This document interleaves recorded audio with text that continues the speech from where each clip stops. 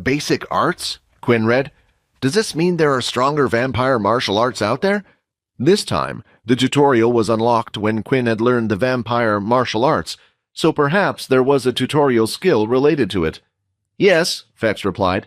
These are only the basics. I can perform at a level above what I showed you, obviously, but I honestly wouldn't be good enough to teach them to you.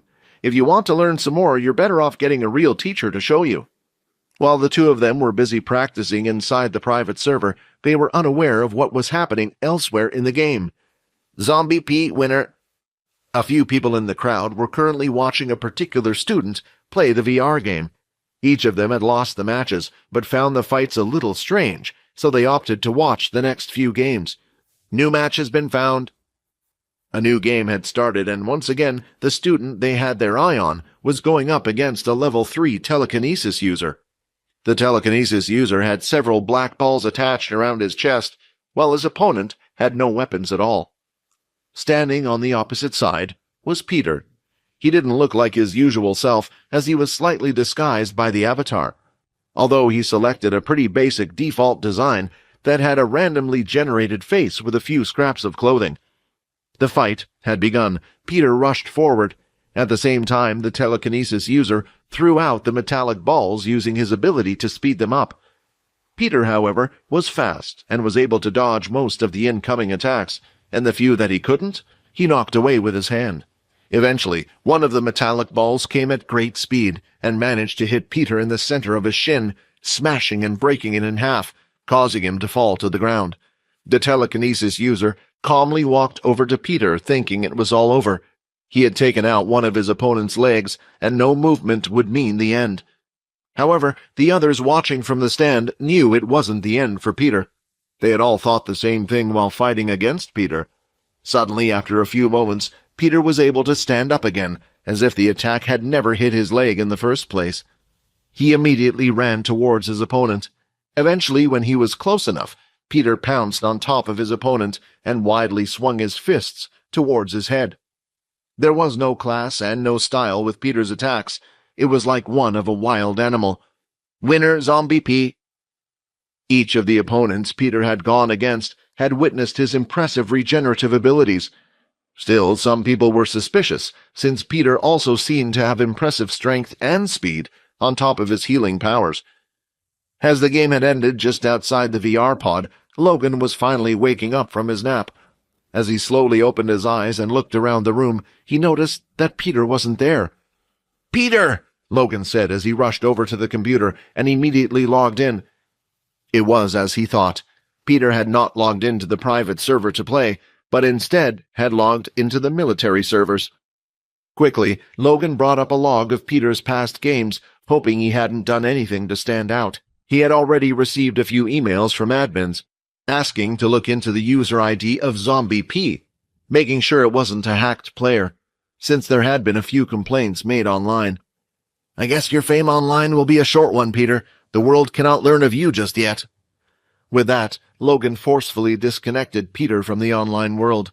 However, it was a little too late, as some of Peter's amazing regenerative power videos had already been spread online. Meanwhile, in another military base, a certain group of boys had also managed to watch the videos that had been posted. "Did you see?" Sam asked. "Yeah. Looks like there will be a lot of interesting people at the intermilitary base event," Nate replied with a big smile. Inside the training hall in one of the military bases, Nate and Sam were training. They often went to other planets to support the base military in their endeavors. However, as of the moment, the second-year students were to remain at their bases for the time being, under the upcoming interbase military event. It was an event that required all of the 8 military bases to enter. It was a competition among the bases. The military bases would compete to see who had raised the best and strongest students. The event was important for the military bases and their leaders, since they would often get more funding and privileges based on the performance shown during their participation. The two of them were in the room. Sam was reading a level 6 ability book that was placed on the floor. Sam had his eyes closed for a while now, meditating. All of a sudden, a burning sensation arose in his chest, promptly stopping him from what he was doing. The burning ache that Sam felt in his heart meant that he had reached his limit. Thus, pushing his body any further could be dangerous. Nate said with a cheery tone in his voice, trying to ease Sam's worries. "All we need to do is get you some good beast gear that suits your ability. Also, we can always work on your skills." Meanwhile, inside the school's IT room, Silver was currently standing above one of the school's staff members. The reflection from the screen displayed that his eyes had a slight red tint to them, meaning that he was under Silver's control. Right now, she was searching for the school files regarding a student named Fex. "Oh, you stupid little boy," Silver said out loud. The file was found, and it seemed like Fex had used his real name. Although this was good news for her, it wasn't long until the interbase military event, and she would be able to make her move to bring Fex home. "Hopefully you haven't caused too much trouble yet." It appeared like everyone was busy, dead set on doing their own thing. Because of this, Vordon found the situation a little boring. If he was left on his own accord, there were only two people who he could talk to, although they seemed to be a bad influence on him. "Hey, do you think we can trust her?" Rayton shouted as he asked. "We knew something was up, and it looks like we were right, working for Pure. Who knows what she's already told them?" "They could be after Quinn," Syl said while continuing to rock back and forth. "Guys, will you all just calm down?" Vordon hollered, annoyed by his companion's complaints. "What about the next portal outing?" Rayton queried. "What if she plans to make her next move then? We need to find her real goal." "Fine," Vordon replied, giving in to the idea. He knew firsthand that if he didn't do something, Rayton would continue down this path, and eventually he would get Syl worried. "Then I will go talk to Layla." Thus, Vordon went to the dorms to visit Layla. Upon knocking on the door, a female student answered it. The most prominent feature of the lady was her short black hair, with a fringe that cascaded her face, nearly covering the entirety of her right eye. Her name was Sia, and she was the third person who occupied Aaron and Layla's room. "Is Layla there?" Vordon asked. "Are you her boyfriend?" Sia said as she scanned Vordon's body from head to toe. "I'm guessing you two had an argument or something, judging how she's been since yesterday. Or maybe it was the fact that she found out her best friends were terrorists, but she's not here." This was the explanation the school had given, that 8 students had been found with connections to the group known as Pure, and were taken to the dungeon as a form of punishment. "Look, if you want to find Layla, she's usually by the back of the building, sitting on the bench just underneath the large tree. She and Aaron often went there together," Sia said. With that piece of information, Vordon left without saying another word. As he turned the corner, he indeed saw someone sitting alone on a bench right underneath a tree. "Vordon, what do you want?" Layla asked in a rude tone. She had just lost her best friend, and the last person she wanted to see was standing right before her eyes. "I think we need to talk about whether or not I can trust you," Vordon asked. Layla interrupted Vordon. "I was in Pure this whole time before everything started. The only difference now is that you guys know about it. That hasn't changed who I am, and let me ask you, aren't you going around accusing me all the time? But what about you? Why do you care so much about Quinn?" At this point, Layla had stood up from the bench and was starting to inch closer to Vordon. "If she takes one more step closer to us, Vordon, and you don't do anything about it, I swear," Rayton said, his tone a tad threatening. "Shut up!" Vordon shouted as he grabbed his head. "Layla, I need to trust you. If I can't trust you, then I'm afraid of what will happen to you." "Then tell me, Vordon, what can I do to prove I'm on your side?" she asked. Fortunately, Vordon had prepared an answer to this question. "Let Quinn turn you into a vampire. That way, I know that you're on his side." Layla's anger bubbled at such a question. Why couldn't he do it as well? He could get turned too. And yet, despite wanting to ask such a question about why he couldn't do the same, she already knew the answer. It was the loss of Vordon's ability. His skills were versatile, which was a great help to them on several occasions. While for her, it didn't mean much. Her powers were quite weak, only being a level 2. "I want to go to Vordon, but it's too risky right now," she replied. "If I go off the radar, stop reporting to Pure and choose to be by Quinn's side, they could run an investigation. They would then look into me, send higher-ups, and then Quinn would be in even more trouble," Layla explained. "When the time is right, I promise I will be by Quinn's side." The school no longer searched for the missing students. After doing a sweep of the school, it looked like none of the students had seen Peter or Aaron. In the end, they deemed that the video that had been sent must have been true, and they were too late. With the help of Leo, they were able to gain access to the portal room once again. Leo was able to sneak Peter into the room, and with him, several of Logan's mechanical little spiders. Logan pressed a key on his keyboard. At the same time, in a different location, in the school's security office, a signal was detected. Haley soon came along with Faye to check who had made the signal. "That's one of the missing students!" Faye shouted as soon as she saw Peter. She had recognized him since she had dealt with their case files. "Quick, Haley takes him to the medical facility. We need to give him a full health checkup. This is the first bit of good news we have had in quite a while." Right inside Logan's room, Quinn and the entire group were standing with a smile, which soon turned into one of horror as they heard those words. "Hey, when have I ever messed up?" Logan complained.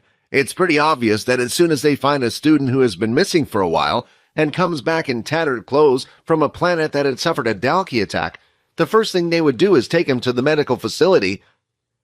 It was something the others hadn't thought about. They had all been too busy and focused on their problems. They didn't think this through. As they took Peter to the medical facility, Haley went ahead and ran a general check on Peter's condition. She hooked Peter up to a large, tube-like machine. The machine would show his internals and display his insides, as well as see if there was something wrong with any of his organs, including his heart. This was where Logan's ability had come to its advantage. Logan was able to fake a sickness and enter the medical facility beforehand.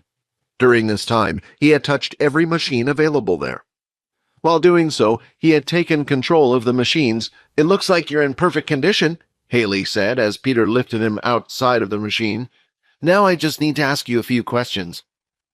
Logan had come up with a backstory that was plausible according to the situation. It detailed how the Dalkey had attacked their group and he had run away, luckily escaping the fiasco. He traveled through the desert for many days, eventually reaching a shelter. The problem was, it was the wrong shelter. The shelter only had teleporters that linked to other planets, and none back to Earth or the military base, but he found out the shelter he had come from wasn't too far. He stayed until he regained his strength and purchased a map, leading him to the original shelter, and eventually returned to the military base. Once the questioning was over, Haley left Peter to be with a soldier, guarding him as he rested, while she went off to report to Nathan. "So, how is the boy?" Nathan asked. "Thankfully, he seems to be in perfect condition health-wise, but—" Haley hesitated. "But what?" Nathan replied. "It seems like his mind isn't all there. Sometimes his response was quite rigid, and there seemed to be a lack of emotion. P.O. didn't have any of these signs before, although this could be due to the trauma of being attacked by the Dalkey." "That's great news," Nathan said. "As long as the student is fine, it'll be okay.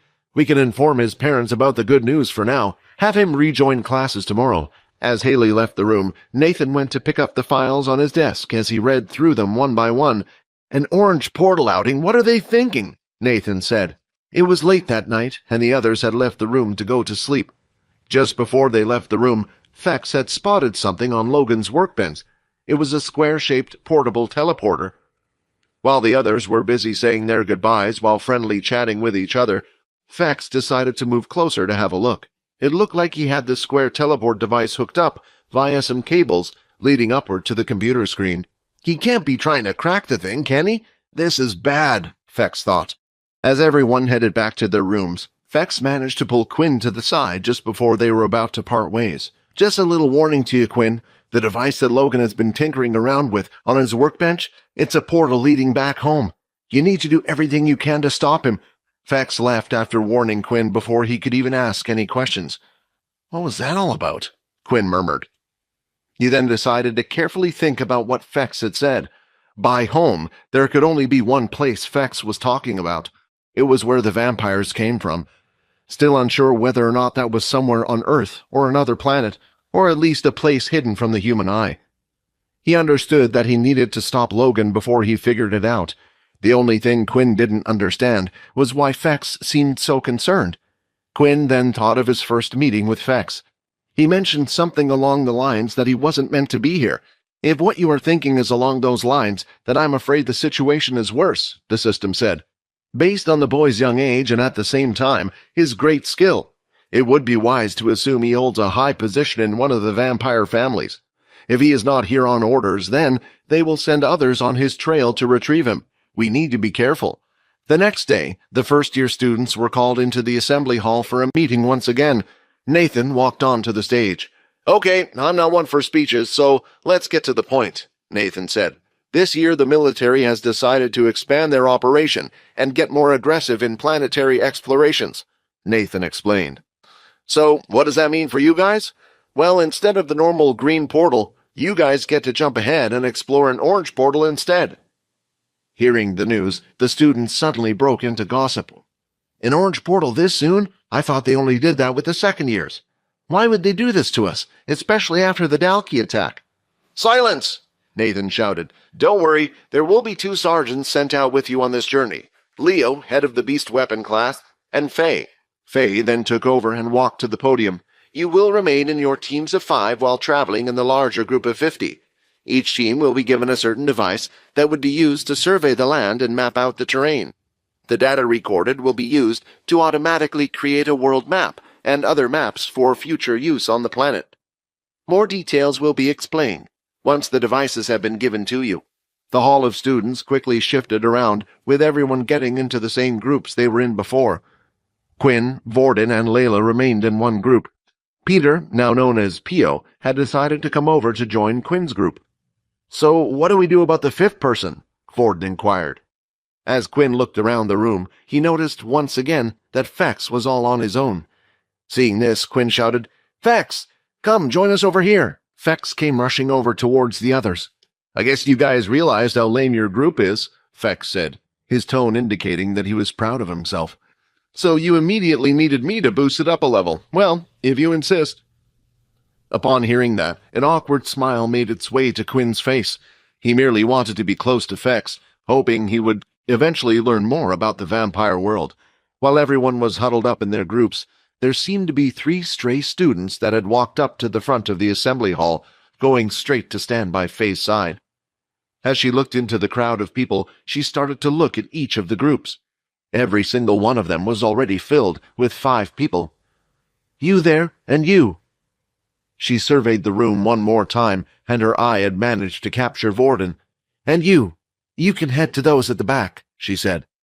Vordon was the one with the most knowledge in the group, and he was saying how it varied from place to place.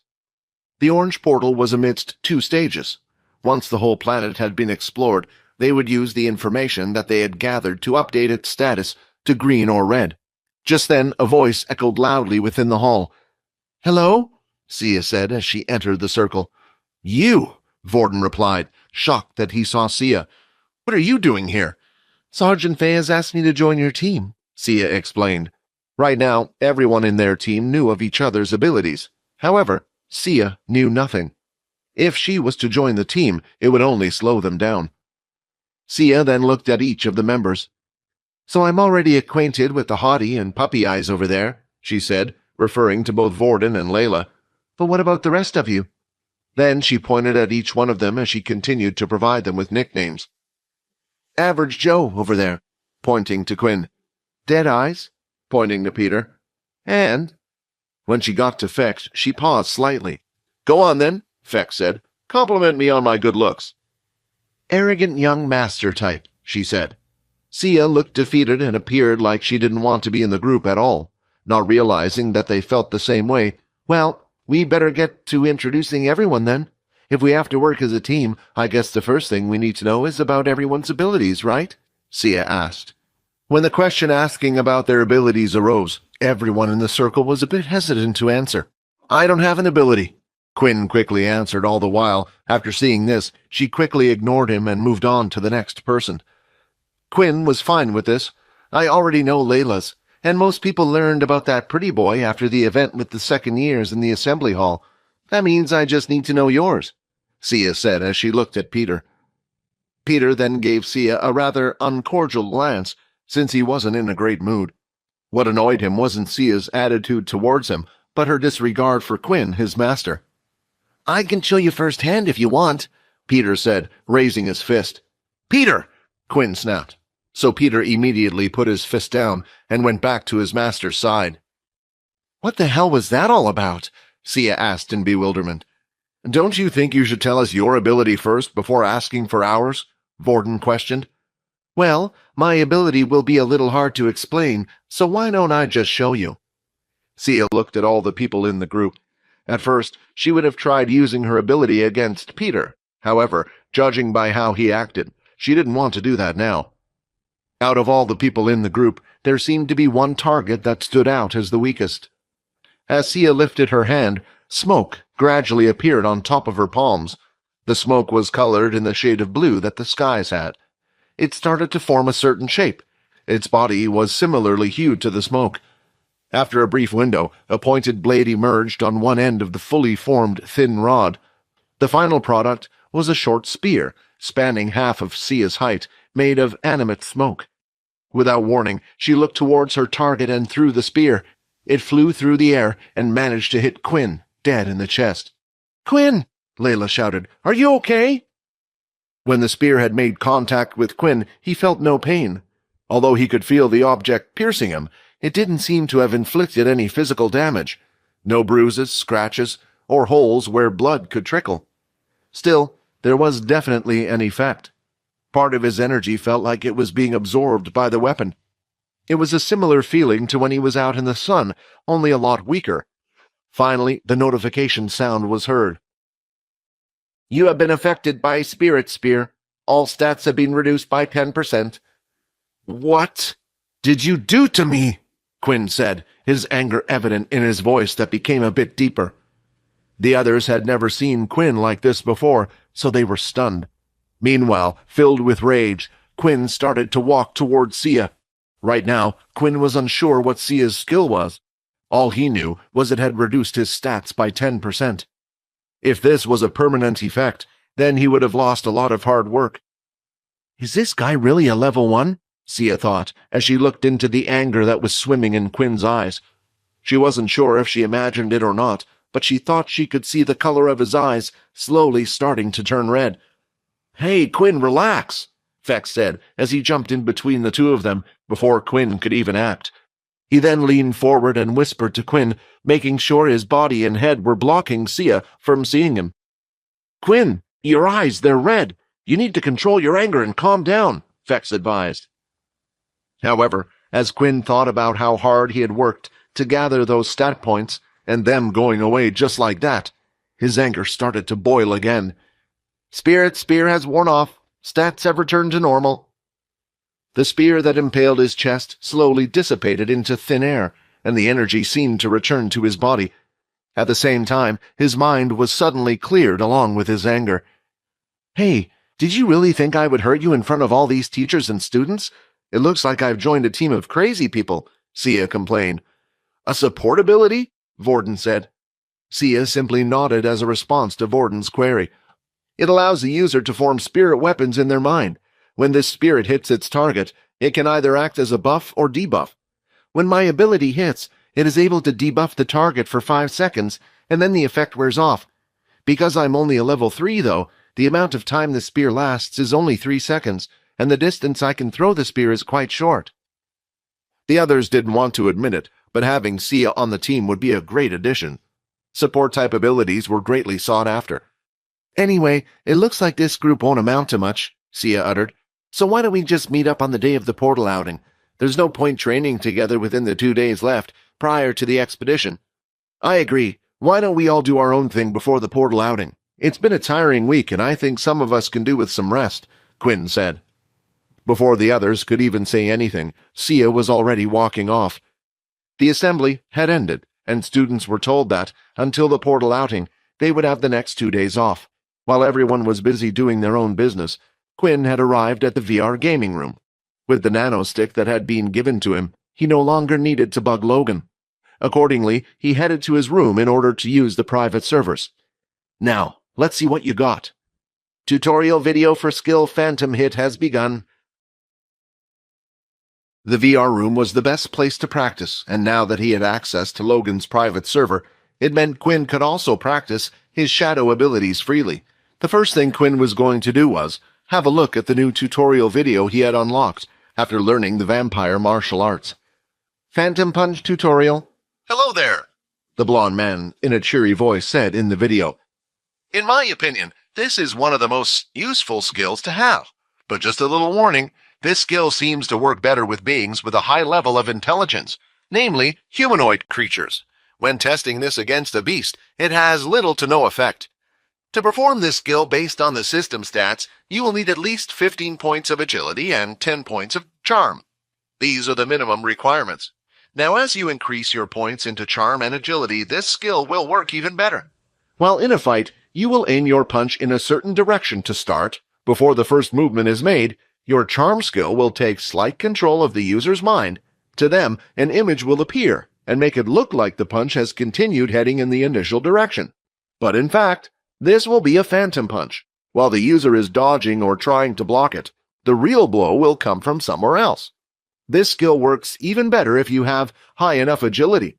You will be able to perform several phantom punches at once, confusing your opponent. But be careful. Just like with Daze, it has a chance of not working well.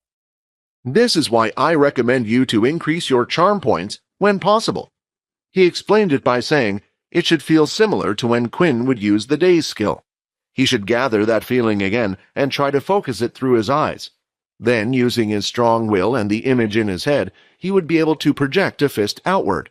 This in turn would allow the opponent to see the same thing. After hearing the explanation, Quinn didn't think it would be too hard, but just practicing it, not using it against an opponent, he found out it was extremely difficult. If he projected thoughts to target the head and tried punching below, as soon as he thought too much about hitting the head, his fist would automatically hit upward. Still, Quinn wasn't the type to give up. As he repeated the move several times, he could slowly separate his thoughts and actions into two separate things. He didn't know whether it was because he was in the game or trying to split his thought into two, but he would often get headaches as he pictured himself using the charm ability while forcing the energy outward from his eyes. Your dedication has paid off. You have pushed your charm skill to the limit several times. Charm stat +1. Charm 13. It was the first time a stat point had increased without him leveling up or consuming blood. The system was clear that it was a fact that Quinn had continuously pushed himself while trying to learn the skill. Switching servers. Blood Evolver is online. Matchmaking in progress. Opponent found. There were myriads of abilities that could help you work better in this field, but nothing could compare to the greatness of the human mind when it came to creative thinking and engineering which led to the creation of these fields. Nate had gotten one of these said people to set up a system in which he would get notified when the Blood Evolver was online.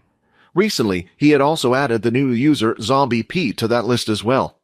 While Nate was relaxing with his best friend Sam, as usual, he received a notification. Nate immediately headed off towards the capsule. Quinn had been matched up with another level 4 user, but unlike the ones he fought against previously. This user was also wearing beast gear around his chest. As he turned his head around, Quinn made sure to look him in the eyes, just as the video tutorial had said. He activated his charm the same way when he used the Daze skill. Now all he needed to do was project the thought strongly, using his mind of aiming to punch the head, while the real punch would come from below. Everything was going perfect so far, and he could imagine hitting the person in the head. Then his fist made contact, but instead of receiving feedback from hitting the body, the punch had been blocked with the other user's hand, which was guarding his face. No, I thought I did it perfectly. Why did my attack go for the head? Quinn thought.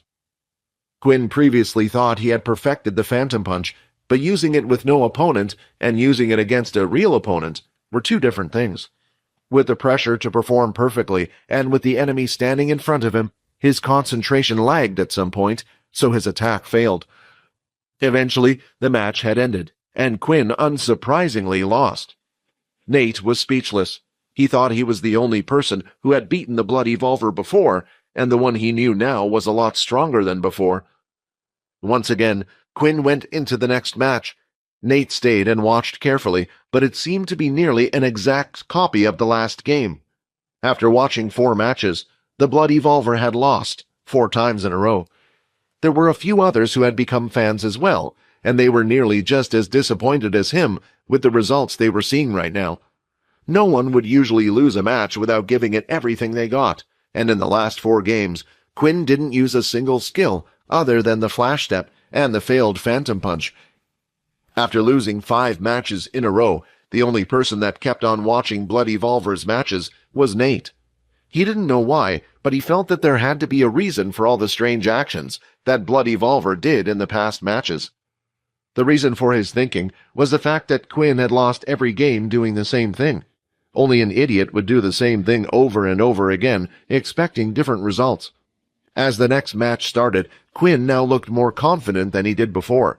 His opponent was a female. The ability for now was unknown, as the inspection skill didn't work in-game. Quinn rushed forward as usual, but this time, no attacks were aimed at him. When this happened, it usually meant the person he was going up against had a transformation or hardening ability, the perfect opponent for the Phantom Strike. Quinn lifted his fist and aimed for the woman's head. As she saw the punch, a large spike appeared on her face.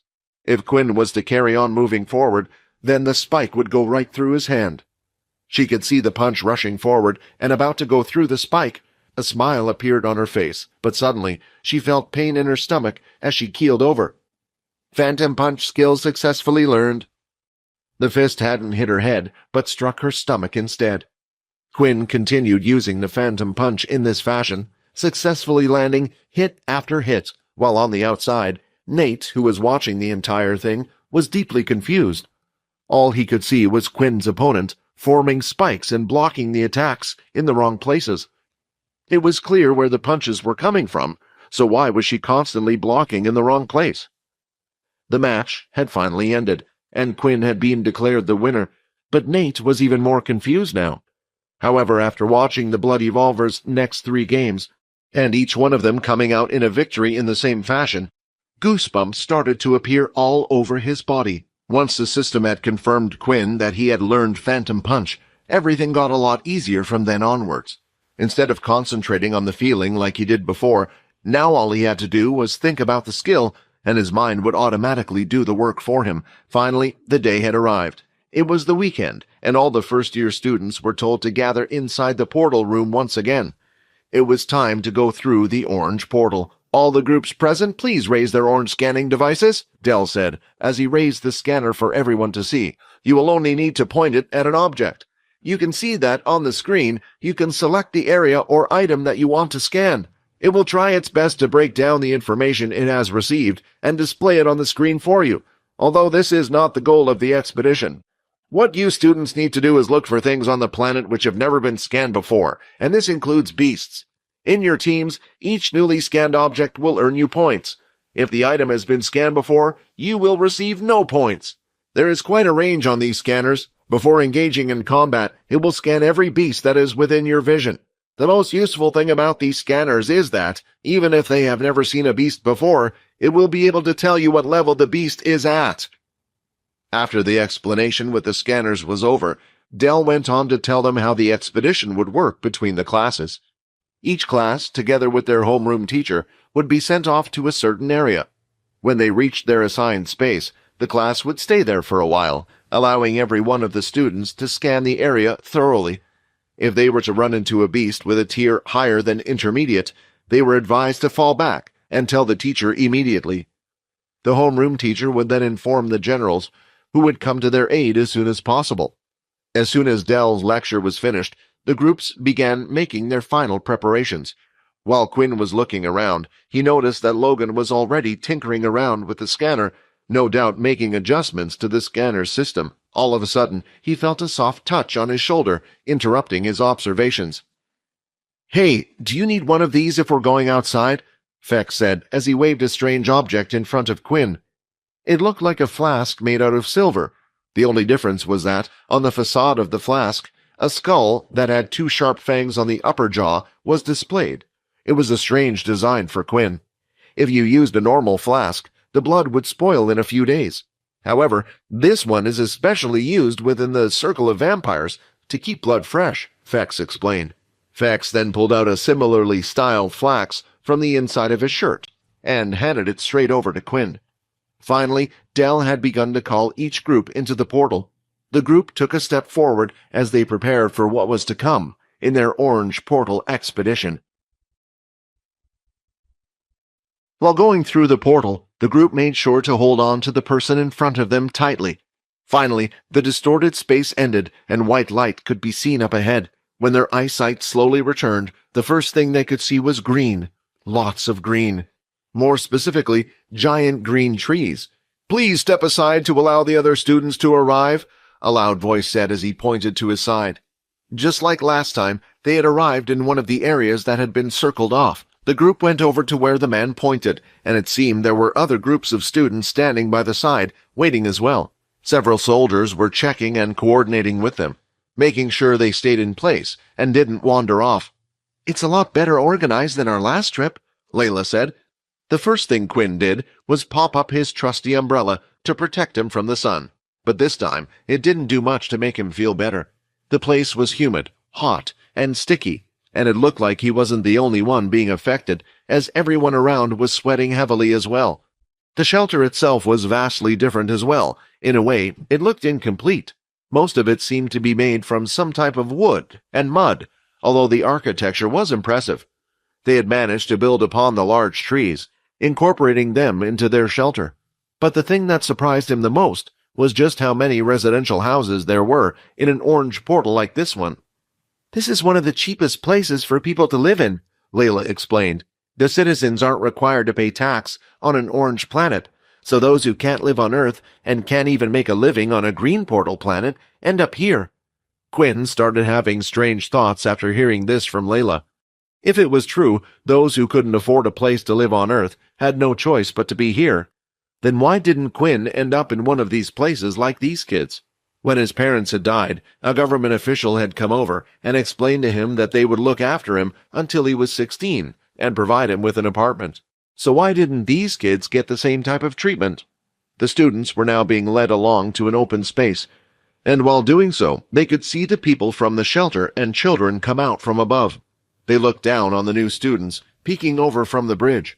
All of the first-year students were once again lined up in rows with the homeroom teachers at the front, while Faye and Leo stood in the middle of all the classes. They had come to an open area of the man-made forest. The trees had been rooted and dug out, and the ground flattened. Most of what they were standing on was mud.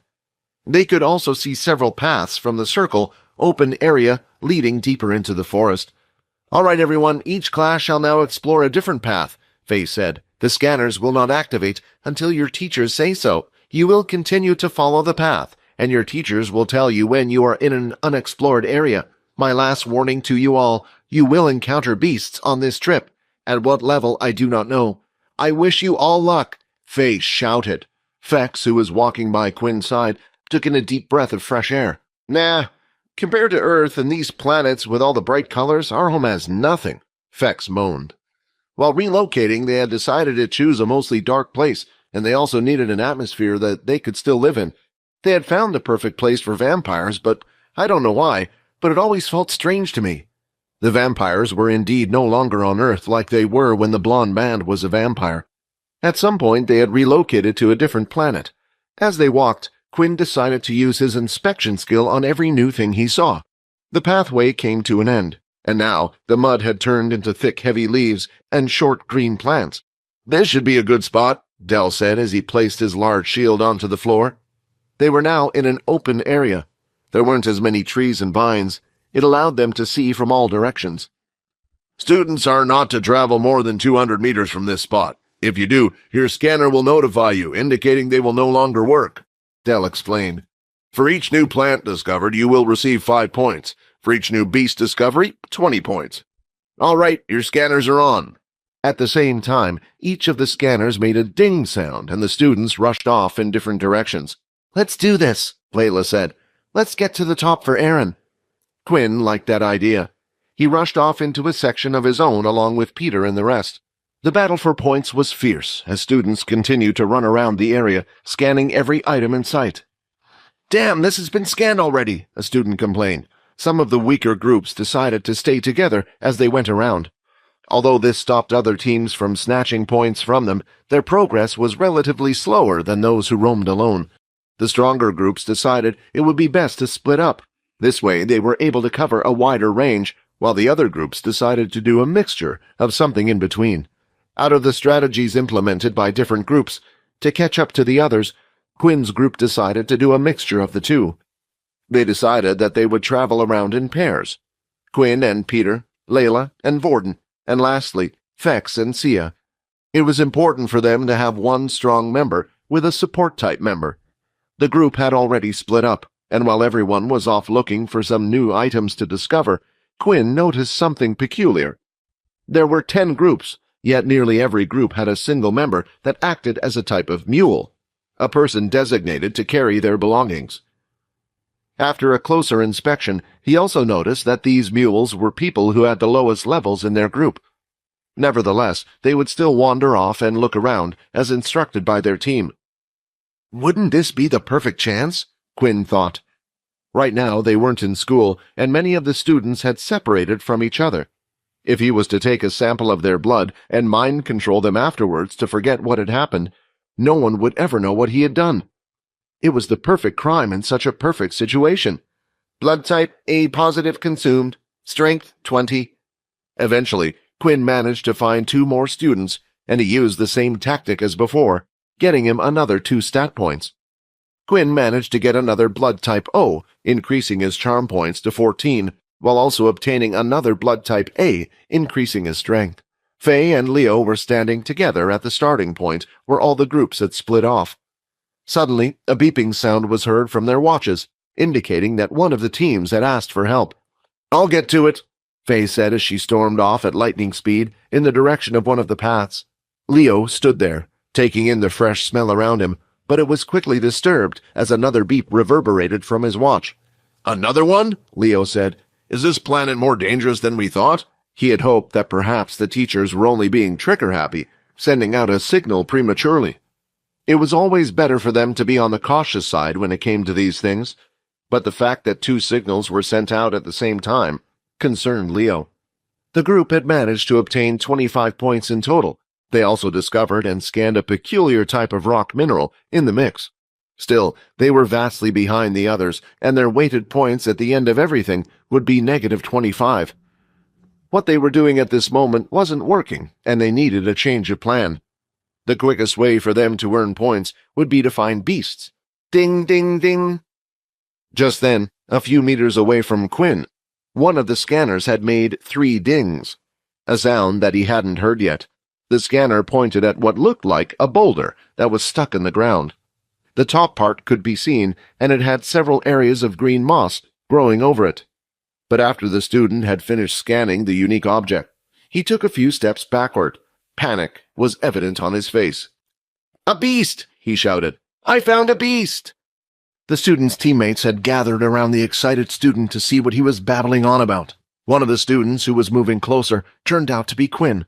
The system granted him a special bonus when he first killed a beast, though this beast has never been seen by humans before. Perhaps being the first person to kill such a beast would also grant him additional points. The team that had discovered the beast gathered around the scanner, which displayed basic information about the beasts, and after reading one line, they were excited. It was a basic tier beast. Keeping this secret to themselves, they immediately dashed forward. If it was an intermediate tier beast, the group might have been a little cautious, but a basic tier was easy pickings for a team of 5. Seeing the team of 5, Quinn was upset about how hesitant he had been. But he couldn't act right now in front of these people. The beast that the group was chasing looked like an ordinary boulder that was stuck in the ground. Even now, as the students charged towards the thing, there was no reaction from the beast. It still looked like a boulder. Seeing this, an idea came to Quinn's mind. He ran aside the students who were captivated by what was happening and entered a different part of the forest. Fex, too, decided to go off and keep an eye on what Quinn was trying to do. "Come on, guys, we can't waste time just watching this thing. Let's carry on looking around," Vordon said. The student's hand, who was leading the charge, turned into a brick-like substance, while the other students behind also drew their weapons and had their abilities readied. The student at the front slammed his fist into the boulder. A loud impact was heard, but there was no reaction. The ones from behind had also decided to use their attacks on the strange boulder-like beast, but the same had happened, and it seemed like the shell was nearly impossible to break. Seeing that the so-called beast was doing nothing, and not wanting to waste any more time, the students continued to scan around for other things. While everyone else had now lost interest in the beast, Quinn had not. He went through the forest using his inspection skill on every boulder-type thing he could see. Most of them were just that, regular boulders. But then he had finally achieved a result. Basic tier beast, boulder snail. A beast that has an incredibly hard outer shell. The beast will only move in rain. He was unaware that he was being watched by Fex. Using strings as he walked between trees in the air, he made his movements silently, and now he was carefully watching Quinn from above.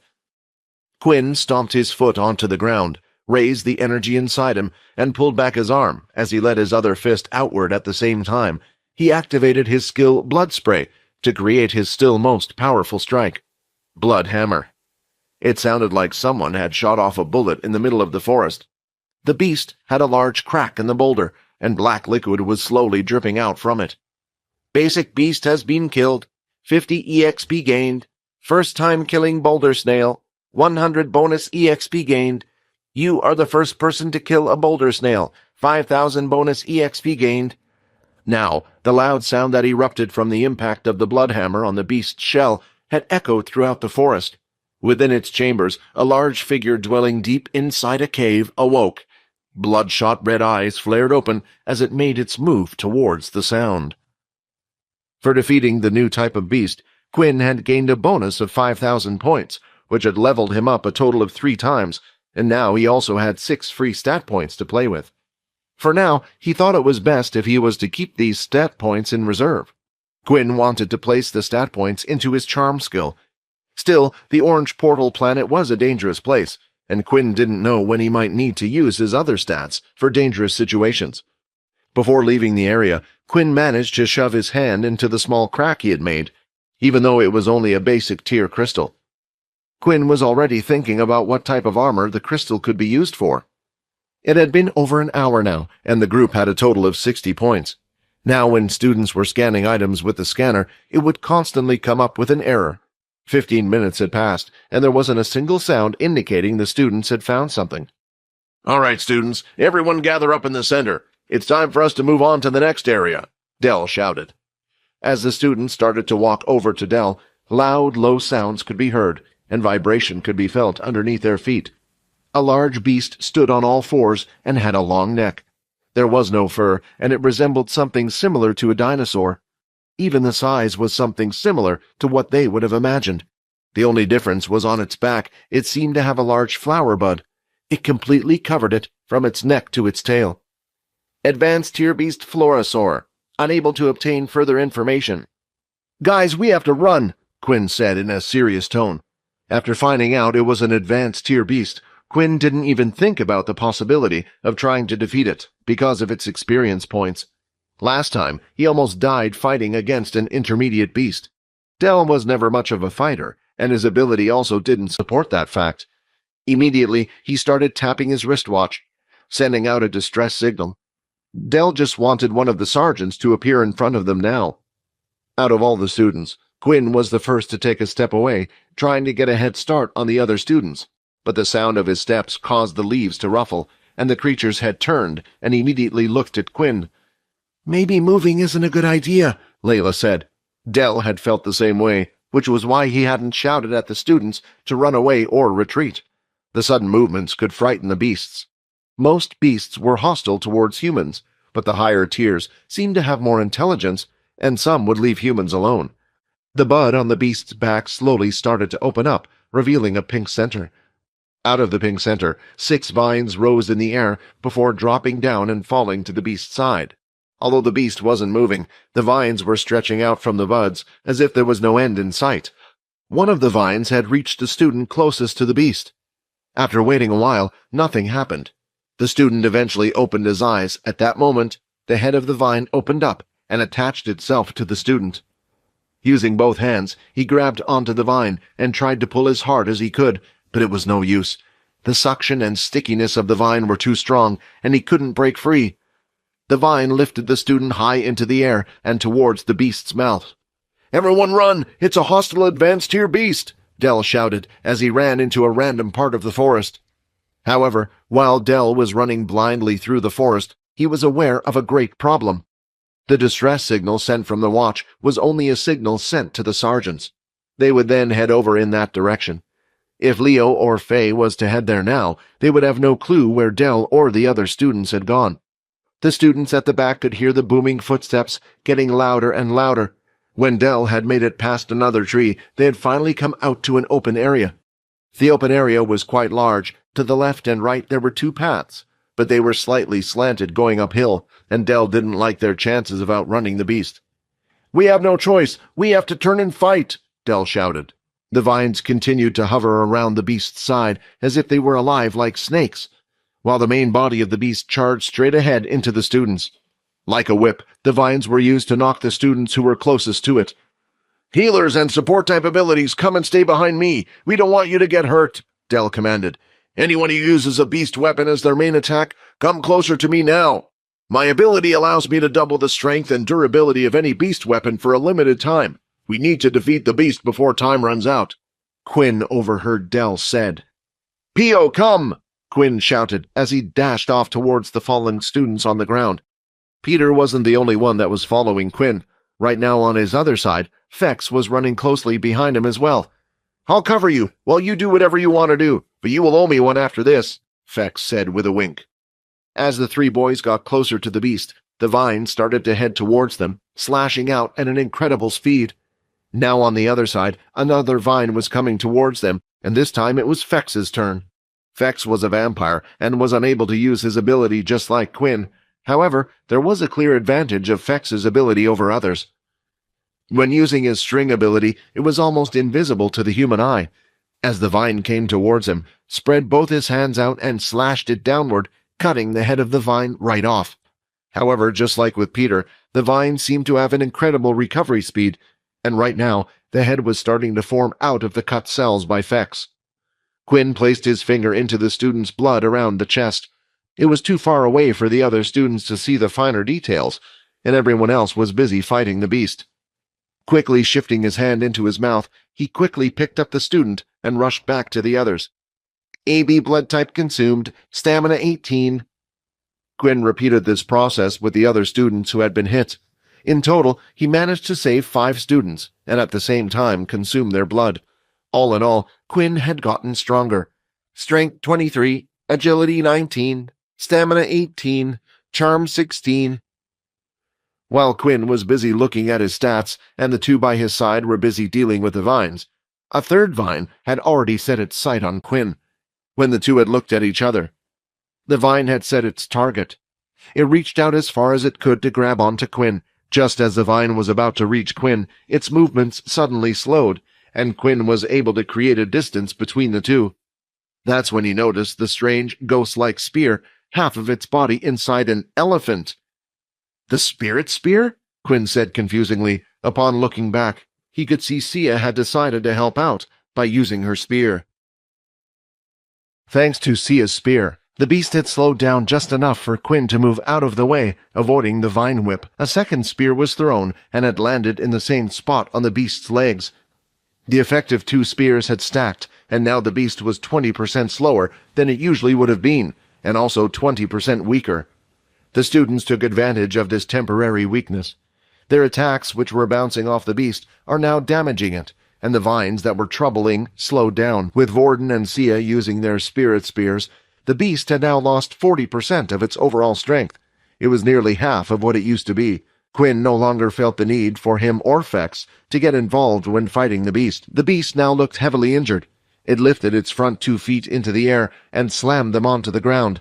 The beast repeatedly did this action as it roared and screamed. At the same time, the vines that were coming off from the bud on its back swung more widely. The beast used its long head and looked back into the forest.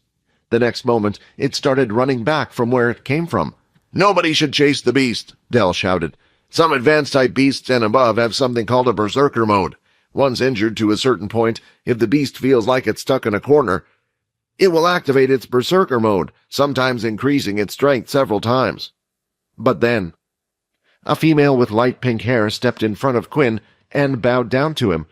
As she lifted her head, her eyes were filled with tears. "Thank you so much for saving my friend," the pink-haired girl said. After that, she hurried off to join her teammates. The thanks should have made Quinn feel good, but it didn't. Originally, he had only gone out there not to save the students, but because he saw it as an opportunity to take their blood, he didn't deserve the praise. When the students had all settled down, they decided to have a minute of silence, out of respect for the students that had been lost. But they couldn't spend much time because they were in a serious situation right now. Leo had arrived at the camp where the distress signal had come from. There were no students around.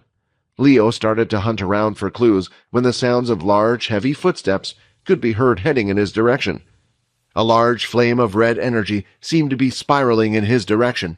This was what happened when a beast was just about to go into berserker mode. "If it gets to that point, it might be a little bit inconvenient," Leo moaned as he drew out his trusty sword. Immediately 6 lines of red energy came whipping out at Leo. Focusing his mind, he waited until all paths of the red energy crossed each other. In that moment, he took a single swing of his blade. The 6 vines that had come out at him had all been sliced off. The line of energy was thin and white, but the beast had no time to react, and it had completely passed through its neck. "I guess you can't regenerate your head," said Leo. After defeating the beast, he didn't stop for a moment, not even to extract the crystal core from its body. Right now, the students were a priority, and if they had run into similar beasts to the one he had just faced, he feared the worst for the students. They started to travel up the left side of the mountain. Dell had made the decision and was ordering the group around, but he wasn't the one that stood in front of the group. Instead, some of the stronger groups had their frontliner. The scanners had been turned on. They would still record points and work as long as they were within a 200-meter radius of Dell.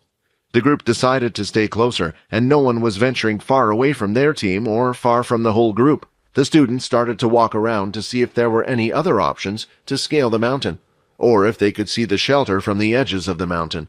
Dell was currently just standing in the middle, looking up at the mountain to his right and down the sloped path from where they had come from. In the middle of their exploration, though, 3 clear and distinctive dings were suddenly heard. The students all turned to where the sound came from, as it indicated that a beast had been discovered by the scanner. But looking at the student whose scanner went off, it looked like there was nothing, even around him. "What did you discover?" Dell said as he walked over to the student. The student pointed at a purple blade of grass on the floor. But to his surprise, the scanner said he wasn't holding a plant, but a beast. When Dell snatched the scanner from the student, a dark expression appeared on his face. "An intermediate beast, this little thing? How can that be possible?" The students were not actively looking at the grass around them, but now they noticed that there were a few single strands of purple grass every so often from the grasses surrounding them. "Is it going to rain?" Layla asked, but Quinn was interested in the beast. He bent down and looked closer at the blade of grass. "Inspect. Intermediate beast. Dumping bait beast. The top of the beast's head can often seem like a blade of grass, while most of its body remained underground. The beast cannot move, but when the rain comes it will sprout from underneath."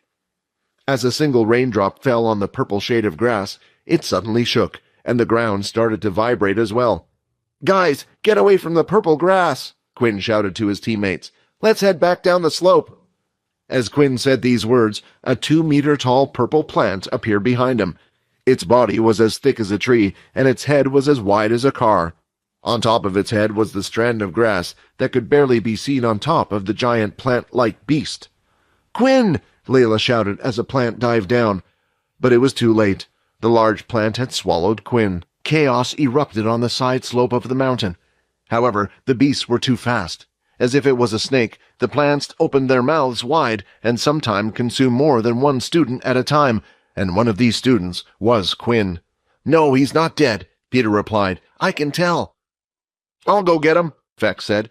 There was no panic on Fex's face, just a slight smile. "Eat me then, you piece of—" Then he was gone, swallowed by the beast plant. The others stayed there watching the plant for a few seconds, hoping that Fex had some sort of plan. But after watching for a while and seeing no result, the situation couldn't be more obvious. "Run!" Vordon shouted. "That's all we can do. If Peter says Quinn is safe, then we just have to believe him." The whole group had now been swallowed by different beet plants. Fex and Quinn, Layla and Vordon, and finally Peter and Sia. A few of the other students had been swallowed. A few were also knocked off the side of the cliff. The moment the rain stopped, all the beasts went into hibernation. They returned underground and turned into beautiful stalks of purple grasses once more. Amazingly, soil started to form over the purple grasses, and in the blink of an eye, the mountain returned to its original state. It was as if nothing had happened. "Is it over?" a student asked, huffing and panting. He felt as if he would collapse from exhaustion at any moment. "What should we do now, and what about the others?" another asked. Dell looked around, and he could see there wasn't much blood. Also, during his studies, he discovered that plant-type beasts weren't mostly carnivores. The fact that these plants probably didn't have the acid necessary to digest meat meant that the students were still probably alive. "I hate to say this, but they're probably already dead," Dell lied. "It's best if we head back down to where we were. If we carry on going upward, then there might be even more dangerous beasts." Before heading back down the slope, a student spotted another person walking up. As they saw who it was, a huge smile appeared on their faces. "Sergeant Leo!" the student shouted. There wasn't much that needed to be said, as Leo agreed that he would take them back to the shelter for now. Just as the students were about to head down the slope, Leo started to walk over to a strange object. A certain item was giving off energy, similar to that of a beast weapon. "Do you mind telling me what it looks like?" Leo asked Dell, who wouldn't leave his side. "It appears to be some type of metal flask, although it has some strange design on it. It looks like a beast's head with fangs. Maybe it's one of the items that the students dropped during the struggle," Dell answered. The last thing Quinn could remember was Layla shouting his name. When he finally reached the bottom, Quinn felt his body continuously sinking. "If the plant swallowed me and now I'm falling, doesn't that mean I'm falling into another part of the mountain or underneath the planet?" Quinn thought. He was strong and he had a sturdy body as a vampire, but what was he falling into? "What the hell is this?" a boy yelled as his voice echoed out. "It can't be. Is that Fex's voice?" Quinn thought. Bang! The force and Fex's weight struck Quinn's head and managed to push him through the last bit of strange substance. All he could do was brace himself for impact as he curled up into a ball. Covered in rubble from the walls of the cave, Quinn stood up and discovered that not a lot of damage was done to him. Just then, he could see Fex falling through the sky nearly at the same spot. "Quinn, catch me!" Fex shouted. Still remembering how Fex had shoved him down under here, Quinn chose not to help. If the fall didn't kill him, it wouldn't kill Fex. Stepping to the side at the last moment, Quinn allowed Fex to land headfirst into the same spot as him. They seemed to be in a large, empty cavern. Several large holes or tunnels seemed to lead to different paths. Looking above them, they saw the plant hanging from the ceiling that had swallowed them whole. Layla and Vordon were both being slowly sucked down, while their faces were pressed up against each other. This is all your fault for grabbing me," Layla shouted. As the two fell from the plant into the large cave, Layla used her ability to slow her down from falling at a fast speed.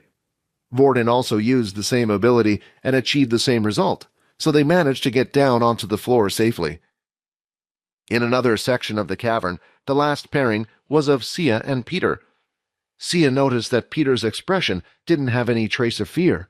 She felt like she had no choice but to grab him. Sia was hurt, but Peter managed to break most of her fall. But as she opened her eyes and looked at her comrade next to her, she could see that all of his limbs were mangled and broken. "What's that noise?" Syl said as he stood up from his usual crouched position. The screams from Layla seemed to be so loud that they even reached Syl, who would usually ignore most things. Syl placed his hand on Vordon's shoulder, who was in the chair. "Swap with me," Syl said, his grip tightening on Vordon's shoulder. Knowing that he had no choice, Vordon reluctantly left the seat. "Why are you attacking me?" Syl asked. In another part of the cavern, two more students seemed to be stuck together, dealing with their problems. Sia was taken aback at the sight of Peter's legs all mangled.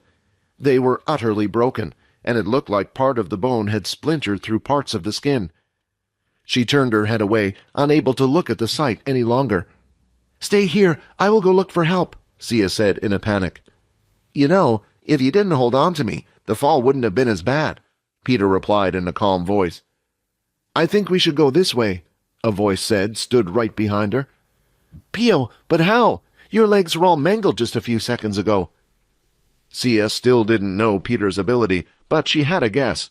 His watch indicated he was a level 4, and if he managed to recover from an injury like that, most likely his ability was a healing one or a regenerative one. The only thing she couldn't quite put her finger on was the healing speed. Not knowing where to run to, she decided to head into one of the many tunnels.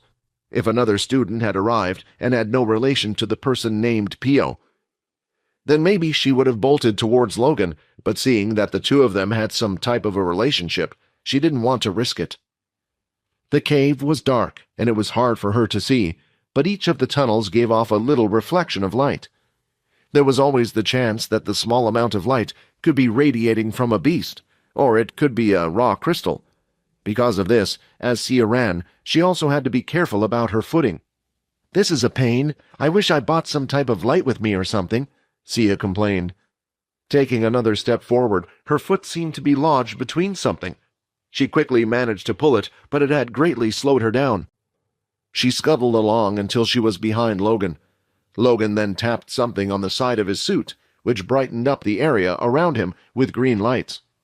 The pieces on Logan's equipment were illuminating a small 5-meter radius around them.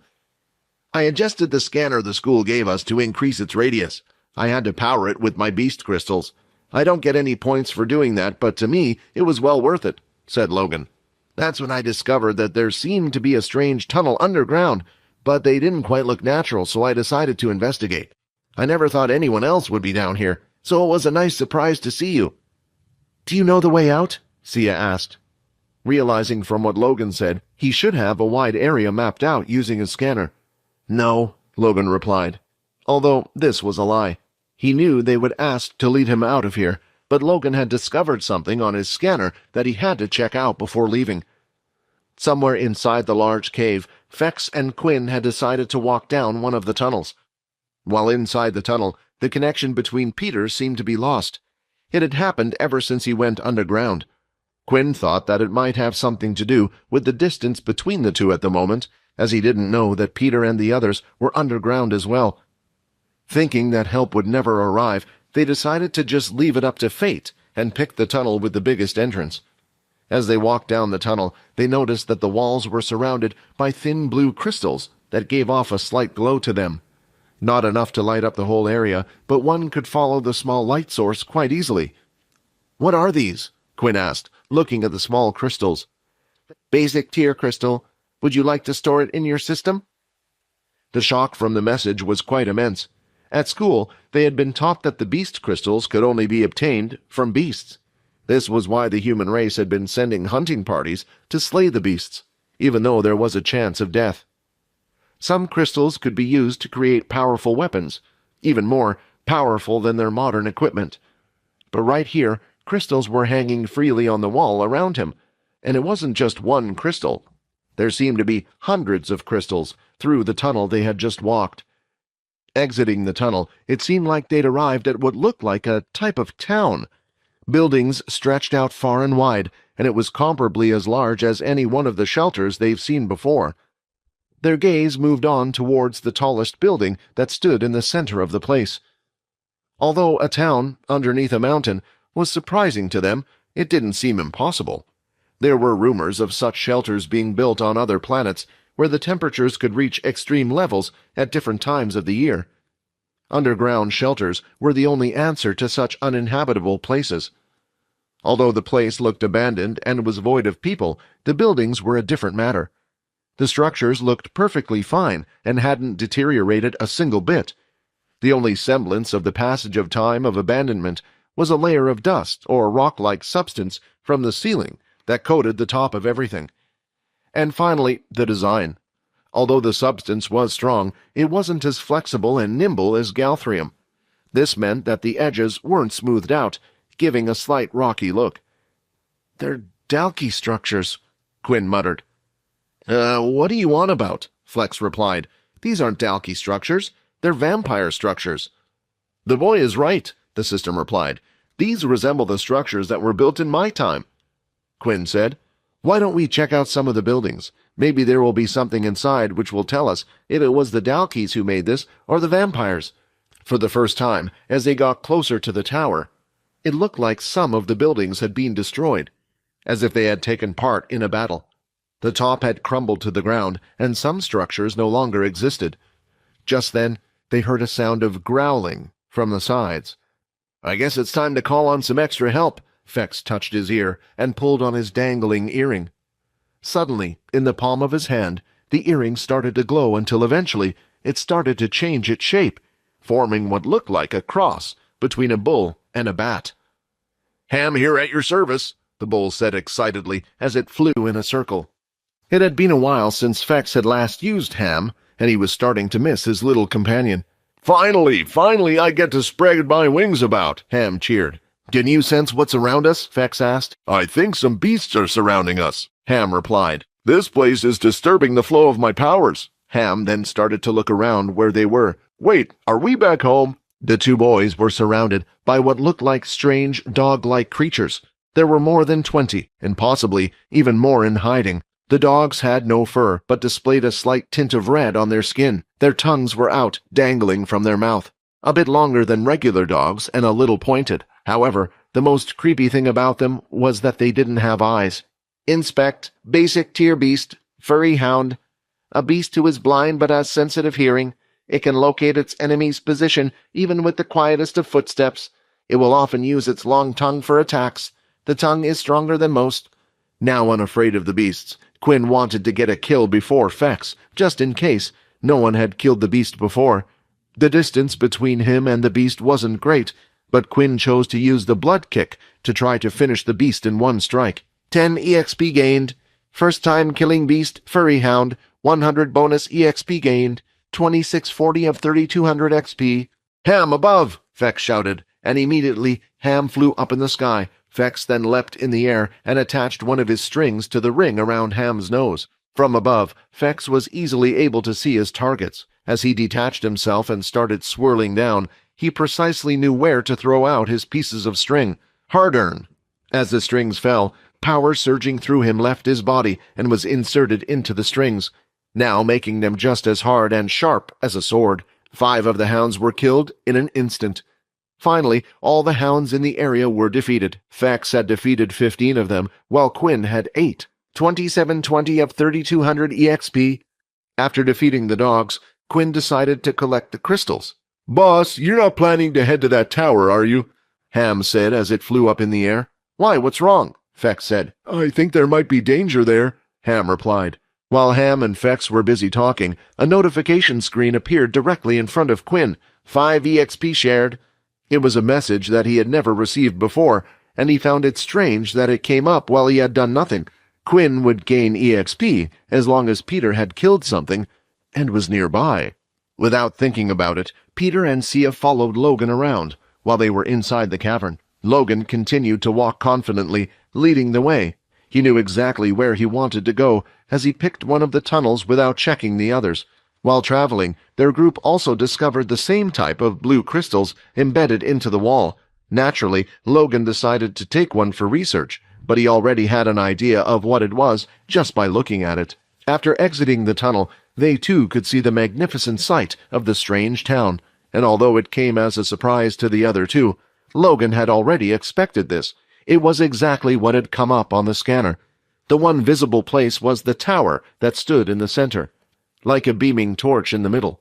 It had the most amount of crystal on the very top, illuminating it in the dark. However, while using his scanner from above, he could see all the building structures and things around it, but he was unable to see what was inside the tower. As they got closer to the tower, Logan transformed his robotic arms into 2 round blasters. "While scanning this area earlier, I found that the beasts seem to be concentrated around the tower. Strange, right? Low-level beasts don't usually have a form of high intelligence. They hunt, sleep, and eat. Sometimes they do this in packs and might have a type of territory, but this seems oddly specific. In a place as large as this, and with many beasts, usually they would be several territories and maybe several packs. So why are they all centered around the tower? As if they were guarding it or gathering around it for some reason." As they continued to walk down the street, suddenly Peter ran straight off to the side into one of the buildings. A few moments later, and Peter returned, holding what looked like a dog in his hand. Black blood splattered over him, and the dog was carried, lifeless. "They've been following us," Peter said, "and more are coming." It didn't take long after Peter's warning, because Logan and even Sia could now see several dogs in view. Without hesitation, both Logan and Sia started to attack the dogs. She threw out spears, slowing the ones jumping towards her and leaping out of the way. Both Peter and Logan could see there were still plenty around them, Still, they didn't run away but stood there at the edge of the street next to the buildings, growling. On closer inspection, it seemed like the dogs were no longer looking at them. Instead, they were facing the street, looking out towards the tower in front of them. From the street, the sounds of footsteps could be heard. Whatever was coming towards them was frightening the beasts even more, because with each footstep, it looked like the beasts were pulling back slightly. After collecting the beast crystals from the defeated hounds, Quinn suddenly received the message about obtaining EXP. He had figured out that the EXP he just gained must have been from Peter. This meant one thing: Peter was close. Quinn was still unable to sense Peter's presence like he could when he was above ground. Quinn wanted to go searching for Peter. 5 EXP shared. The message just confirmed that Peter was still in combat. So Quinn picked a random direction and headed off. Slowly, Layla's eyes started to open. Her vision was blurry at first, but what stood out to her was the pain in the back of her head. "Are you okay?" Vordon asked. "Get away from me," Layla said in a panic. She pushed her feet off the floor against her, and once again her head had banged into the wall. Vordon did as asked and slowly backed away, seeing that she was panicked. She had already been hurt, and Vordon didn't want to cause any more pain. "I'm sorry," Vordon said. "Vordon, are you okay? Sometimes it seems like you suddenly change. I want to believe you when you say you don't mean to hurt me, but when I end up like this—" As Layla spoke, her voice was shaky. She tried her best to hide it, but Vordon could feel the fear.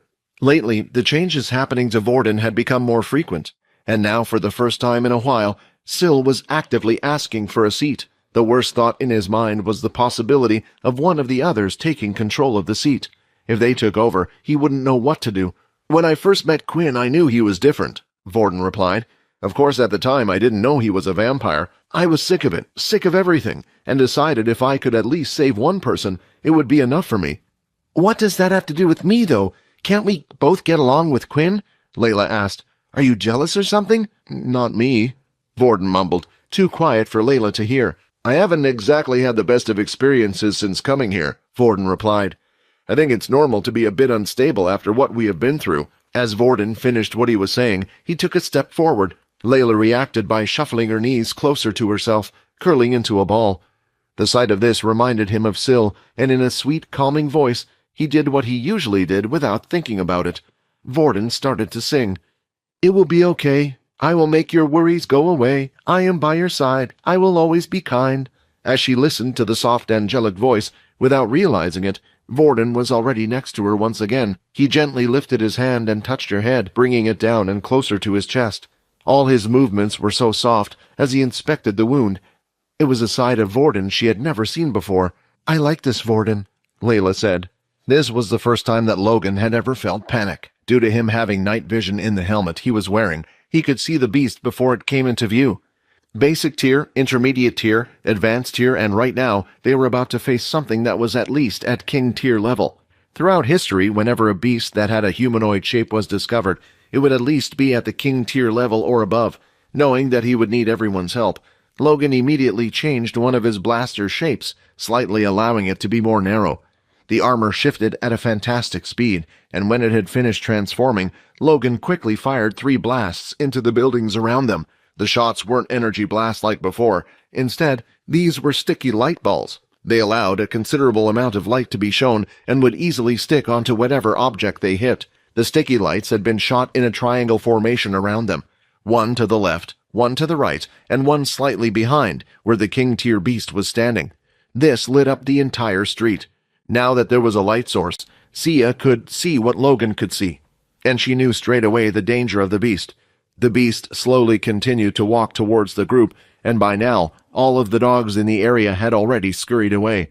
Although it had an outer human shape, it was a bit on the larger end. It stood around 8 feet tall. Its body was twisted and strange, as if it was made of mud and rocks. The muscle structure of the creature was outlined with plant roots, while the rest just looked like a mound of mud. Several human skeletons could be seen half sunken in its body and half sticking out. Finally, on its 2 long arms, there were no fingers. Instead, they were long and sharp like a blade. The blades shined green in color like a hard jade. What Logan needed to do was get his most powerful weapon and suit on, but it would take some time. His suit started to break down into little spiders. They were eventually all scattered on the floor. From the ground up, they started to rebuild a different type of suit right in front of him. Peter took a look at the beast. It had now stopped walking forward and stood in the middle of the street.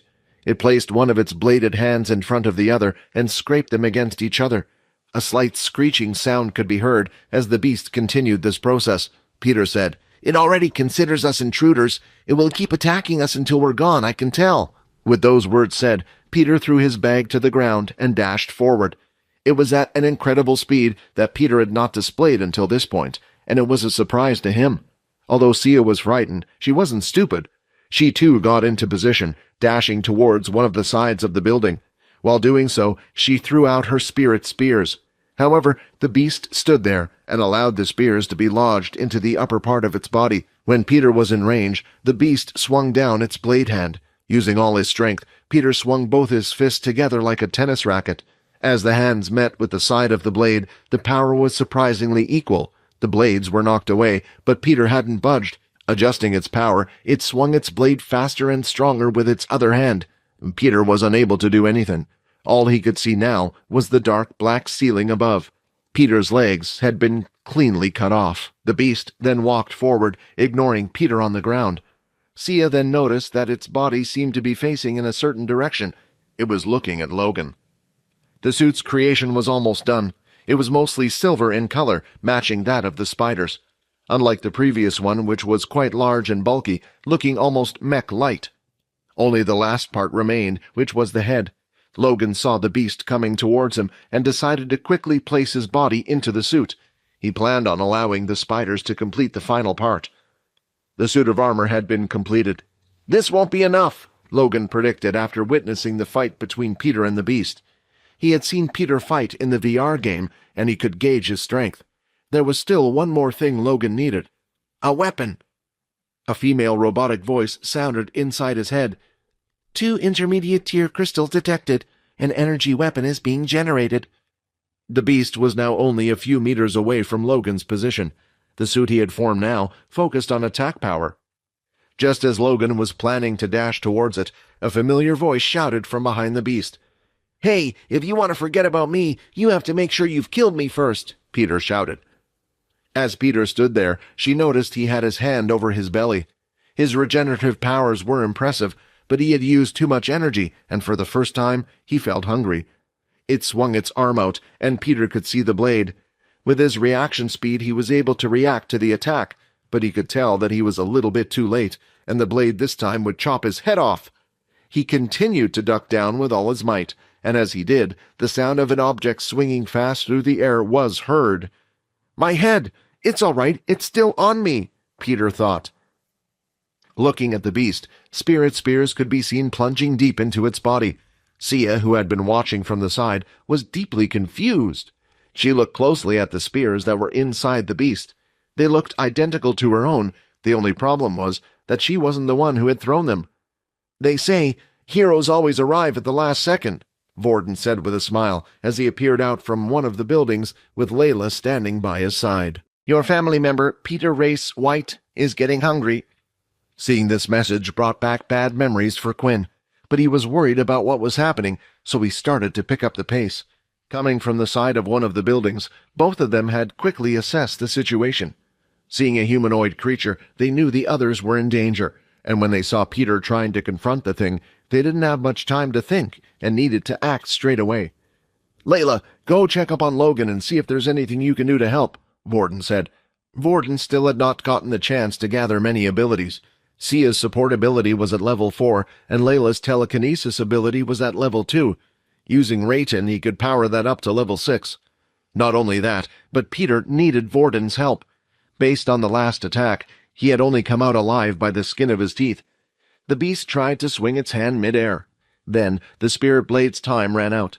Now that its speed had returned to normal, it looked up at Peter, ready to finish him off once again.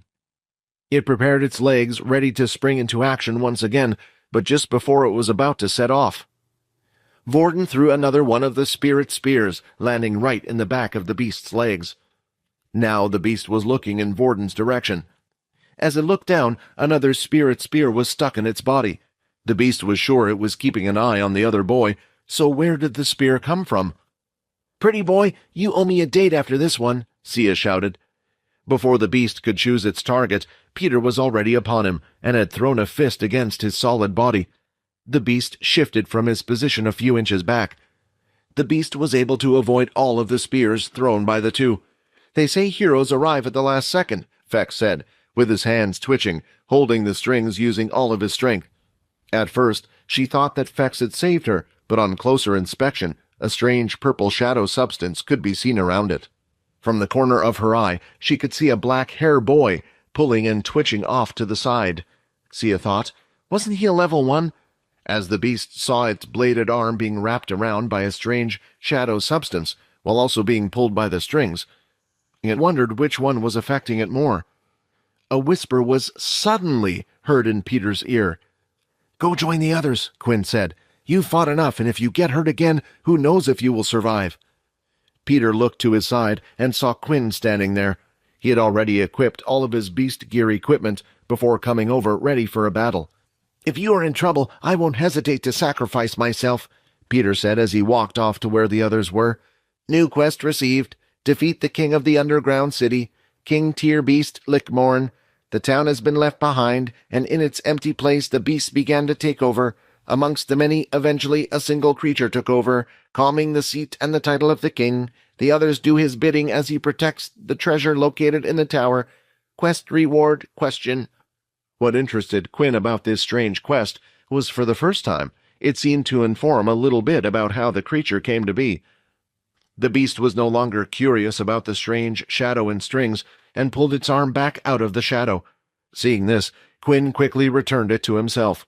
There was one great advantage to them being underground. Quinn's shadow powers were stronger. "I need to help them," Vordon said. 70% of energy weapon has been created." Whatever Logan was doing, it looked like it still wasn't ready yet, and he couldn't join the fight. "Logan, do you mind if I touch you?" Vordon asked. Part of the suit that was covering the arm shifted upward as the suit broke down into hundreds of little spiders, and they did a handshake. With that, Vordon started to move. His aim was never to use Logan's ability, but only the MC cells that came with it. They would be able to combine the other abilities, making a spirit spear above a level 8 ability.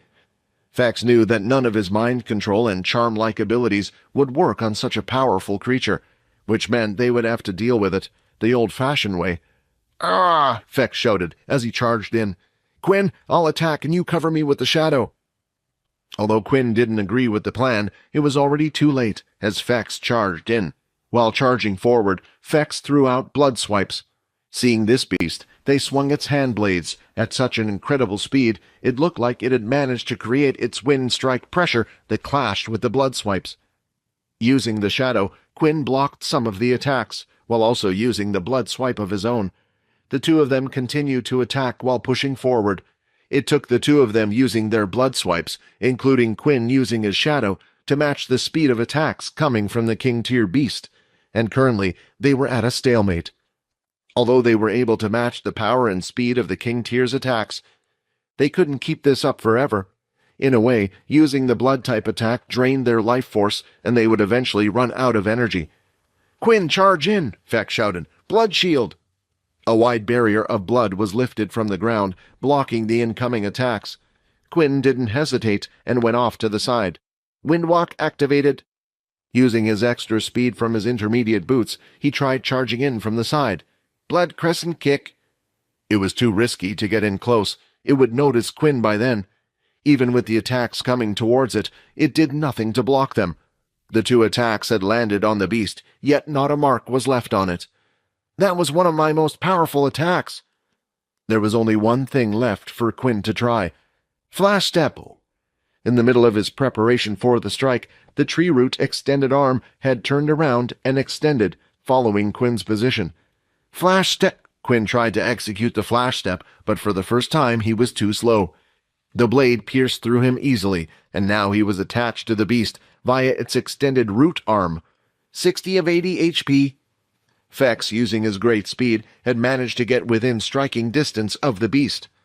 An uppercut fist encased in blood was aiming towards the beast's belly. It was an attack Quinn had never seen before. It was also the strongest attack that Fex had, combining his martial arts with his vampire skills. "You damn tree fell!" he shouted as he plunged his fist right into the center of its belly. Vibrations and pressure of wind came out from the attack, and the beast moved a foot back as it slightly curved and arched its back forward. The beast stood upright and lifted its arm that was attached to Quinn. The two were lifted high, a few meters up in the air, as it used a strong force, slamming him down into one of the buildings off to the side. The building crumbled down on top of Quinn's body as he was thrown down. Most of his bones had been broken, and it was painful to even lift his body. 12 of 80 HP. Blood bank activate. He had no choice, and needed to use the blood bank to heal most of the serious wounds. As his body started to recover, he watched Fex amazingly dodge the beast's fast attacks. The fight continued, and a pool of blood could be seen underneath his 2 feet. The wounds were taking a toll on him as he started to slow down. In the middle of the fight, Fex started to lose hope. Even if he was faster, more skillful, it meant nothing. His strongest attack was unable to hurt the beast. Fex continued to dodge. In the middle of his thoughts, a strange green beam of light could be seen from his side. "Duck!" Instinctively, Fex reacted to the words and ducked his body. The green beam of light carried on moving forward and went straight through the beast's body. "Energy weapon has been completed." "Looks like it was a success," Logan said. For the first time during the fight, black blood was trickling down from the wound. For the first time since the fight had started, the king-tier beast had finally bled, although Fex was unaware of what had happened. Quinn, who had emerged from the rubble, managed to catch everything with his own 2 eyes.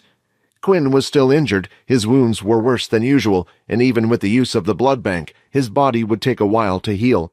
"Logan," Quinn thought. "Engage, maximum system output," Logan said as he thrust his fist forward. The Qatar-like weapon suddenly grew longer. The green energy extended and went right through the beast's solid body. "Fex, I'm going to need your help," Logan said as he pulled out the energy blade from the beast. Suddenly, the beast's attention was on Logan. The beast went in for an attack from above, and Logan went to block with the energy blade, but when Fex looked at them both, it looked like watching a tortoise and hare race against each other. Logan was too slow. Seeing this, using his last bit of energy, Fex pivoted and shifted himself using all his strength to dash forward. "Kill the damn thing!" Fex screamed as more blood was dripping down his arm. "Energy blade, maximum output!" Logan shouted, and at the same time, one of the energy blades seemed to respond. It grew twice in size, and Logan slashed down with all his strength. It went through the beast's side, and the sound of something falling to the ground was heard. The green jade-like arm had been detached from its body, and black blood was now pouring out from the wound. "What is that?" Sia asked, amazed at what was happening. "I've never seen a weapon like that before," Layla said. "I've seen one of these before, or to be more precise, I learned about this before. It's another way to use the beast crystal that was discontinued by the military." "Discontinued, but why?" Sia asked. "As you can see, by using crystals as a form of raw energy, one can create something called an energy blade. The problem is that all of its energy is coming from the crystal, and it needs a constant output to support it. Once all the energy from the crystal has been used, the weapon will disappear. Because of these reasons, the military decided that it was much more practical to use the crystal core to create beast weapons rather than energy weapons." "It looks like the attack was a success," Logan said. With the black blood dripping from the beast's wound, it retreated for the first time, leaping back. Fex wanted to chase after the thing, but when he took a step forward, his wound seemed to have gotten the better of him. He went down to one knee, stopping himself from collapsing on the floor. "I'm more hurt than I thought." There was no point for Logan to chase it either. If he was to chase the beast, he wouldn't catch up to the thing in a million years. Suddenly, the beast's wound started to bleed less. It looked like some vine-like structures were starting to cover over the wound. Next from the wound, a little stump was starting to grow. "Am I imagining things, or is that thing getting smaller?" Layla asked, still looking from the side of the street. "You're right," Peter replied. The group wasn't imagining things. As the stump started to grow, it looked like it was forming another hand. At the same time, the beast was getting smaller in size. "Why don't you lie back down?" a voice said from his side, as he felt a hand touch his shoulder. "Quinn? But how?" Fex asked. "We can talk about that later," Quinn replied while handing the flask back to Fex. "Take it, heal up." It was tempting for Fex, but in the end, he refused again. No, Quinn, not to be rude, but you're too slow to go against something like this. You keep it. Don't worry about that, Quinn said as he walked forward. Are you sure you would like to add all 6 points to agility? Points added. 26 plus 4 agility. When Quinn said these words, Fex felt his confidence. Who are you really? Is this the difference between the Punishers and the rest of us? So far, Fex had multiple guesses about who Quinn was, but all of them seemed to be missing the mark. Still, Fex went off to the side and leaned up against the building wall. Ham, who had been flying and hovering in the air for most of the time, came swooping down. Ham, if I don't come back from this, I want you to go back to the others. Don't stay here, Fex ordered. What do you mean? Ham replied. I know the wounds are bad, but you should eventually heal from this, right? As Ham said those words, he started to look at the wounds, but from the multiple cuts that were mainly on his upper body and arms, blood was still seeping out. Master, are you doing this on purpose? Fex didn't reply. And what about the other vampire? If I return, do you want me to inform them about him? Ham asked. Both Logan and Quinn now stood a few meters apart from the smaller version of the king-tiered beast that they were up against. Logan, I want you to stay behind me. When I give the call, I want you to attack with all that you have, Quinn said. The beast had waited long enough, instead of charging in as it usually did. It decided to swing out its bladed arm and stretch it out from the side. Right now, Quinn was standing directly in front of Logan. With this attack, it was clear that its target was Logan. You're not the only one that can do something like that. Quinn threw a blood swipe and then grabbed it quickly with his shadow. He had made his shadow scythe. He swung it down from above, hoping to hammer it down before it reached Logan. Bang! Like a hammer coming down on a nail.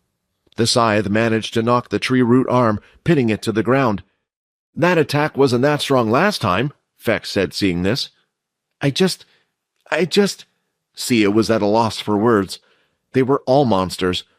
Can you do something like that? Sia asked Layla. So far, she seemed to be the only normal one in the group. As I said, they saved your life earlier. These guys are amazing. As she said those words, she too wished she would be able to take part in the fight, rather than stand by the side. Seeing that the beast was targeting Logan and not him, Quinn knew he needed to do something. Windwalk activated. Activating his boots, he dashed forward and traveled at a speed that had never been achieved by him before. In an instant, he had nearly covered the entire distance, and was now directly in front of the beast. Punching the beast as hard as it could in the stomach, Quinn was hoping to make some sort of impact, but it didn't even budge. As its other hand retracted back, it started swinging away, attacking him in the same way as it did with Fex. Only the result this time was different. Every strike was avoided.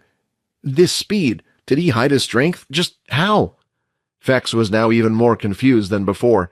Bloodhammer was still the strongest skill in Quinn's arsenal, but it took quite a long time to perform. However, the hammer strike, with his increased speed, could be performed fast enough. He just needed to know how to land the attack. Right now, he was facing a humanoid-type beast. Not only that, but it had some level of intelligence as well. With this in mind, Quinn threw out a punch from above. Using his speed, he threw out one after another. The first attack was blocked, and when the beast saw the second one, it twisted its body slightly to avoid the blow. Then, something strange happened. It had blocked one punch and dodged the other, yet a third hand had come out and hit the beast right on its temple of its rounded head. "Looks like the phantom punch is a success," said Quinn with a smile. Quinn wasn't so sure if it would work, but it was obvious that it worked, and was incredibly useful in the battle. The standoff between the two continued, with Quinn avoiding most of the blows cleanly. Once again, another blow landed, this time on the beast's neck, just above its chest. Again? Is the beast starting to slow down? Sia thought. But watching closely, Fex could see that the beast hadn't slowed down at all. Its movements were still as fast as ever, so what was happening? It's got to be the phantom punch. I can't think of anything else. He's mixing it with the ordinary jabs and hooks. But who taught him the phantom punch, and when? Even with all these points, and even if Quinn did have a teacher that was in the school, it didn't explain the crazy amount of time it had taken him to learn such a skill. Now, Fex was frightened. The punches continued to descend like a waterfall. I was wrong, Sia said. I can't believe I thought he was useless. I'm sorry, Layla. I now understand why you got mad. As Layla watched Quinn, even she hadn't expected something like this from him. Although the tides had turned in the fight, with Quinn being able to attack the beast several times. It did not affect it whatsoever. The blows didn't leave any wounds or marks, and it had barely moved from its original position due to Quinn's attacks. He must be doing something, Quinn thought. Otherwise, why would the beast attempt to block the attacks? Still, he wasn't doing enough damage. Looks like I have to use the hammer strike after all, Quinn thought. Another phantom punch was delivered to the stomach. As the beast went to block the attack, a flash step was performed, and Quinn was now standing directly behind the beast. The movements of the hammer strike had started, and the beast attempted to turn around. As it did, its movement slowed down, and its feet got stuck in the place where it was standing. It hadn't noticed that during the fight, Quinn had moved his shadow down to the beast's feet. Holding it in place, the plan was never to keep the beast there. He knew it wouldn't hold it back long enough, but it was enough time for him to perform the hammer strike. Placing his foot down, he pulled one arm back and snapped the other one out, hitting the beast right in the center. For the first time, it lifted into the air, and when it landed, the beast stumbled, struggling to stand on its 2 feet. "Attack now!" Quinn ordered. "Did I wait too long?" Vordon said as he watched from a window up high. But right now, Vordon could tell what had happened to the beast. It was now in rage mode. With this, the maximum amount of energy from the crystal inside them would pump around their body. Beasts rarely went into this mode, due to the fact they could only go into it once, if all the energy from the crystal was used up while in rage mode. They would die and no longer exist. The other problem was, if a beast was killed while it was in rage mode, the crystal obtained from it would be useless. The Qatar continued to thrust forward. Seeing this, the beast knocked the weapon away, shattering it, as its attack collided against the weapon. Lifting its legs out, it extended like a fast piston, hitting Logan in the stomach. Logan was flung back in the air and was thrown several feet down the street. As he was chucked through the air, several of the spiders that made up the suit seemed to fall onto the ground as well. Fex, seeing this, was now sure. He had made the right decision. Slowly his body was starting to change. His muscles were bulging, his skin shrinking, and his hair was falling off from the top of his head. Ham flew away from his master, looking back at what Fex had become. He had a sad look on his face. "So you did transform." Vordon had the best view of what was going on down below. He and Rayton had switched places, and Rayton was ready to throw the spirit spear. Just before doing so, Rayton informed Vordon about something. With the use of MC cells from both Logan and Sia, Vordon right now had one of the strongest support abilities out there. As he continued to watch from above, his heart started to sink. It was because there was something else down there with them that had brought back bad memories. Fex, who was leaning up against one of the buildings, was no longer there, or at least was no longer himself. Instead, the sight of what was known as a bloodsucker was there instead. "Quinn, behind you!" Vordon shouted. Quinn had his eyes dead set ahead. As he turned his head, he could see a bald, muscle-bound creature. The claws on its hands had widened. If it wasn't for the clothes that it was wearing, Quinn would never have known it was Fex. "What is that?" Quinn said. "Don't you remember?" the system said. "He has turned into a bloodsucker." "Did he do this willingly?" Quinn asked. "Perhaps for a vampire to turn into a bloodsucker, they must have an immense amount of thirst," the system explained. "My guess is, when he was wounded by the beast, he suppressed his healing abilities, allowing the blood to continue to drain from his body. Vampires aren't often taught this, since a bloodsucker doesn't even see its kind as a friend, which would suggest he is an important figure, perhaps the son of one of the vampire's heads." Although the explanation was interesting for Quinn, he didn't have much time to think about it.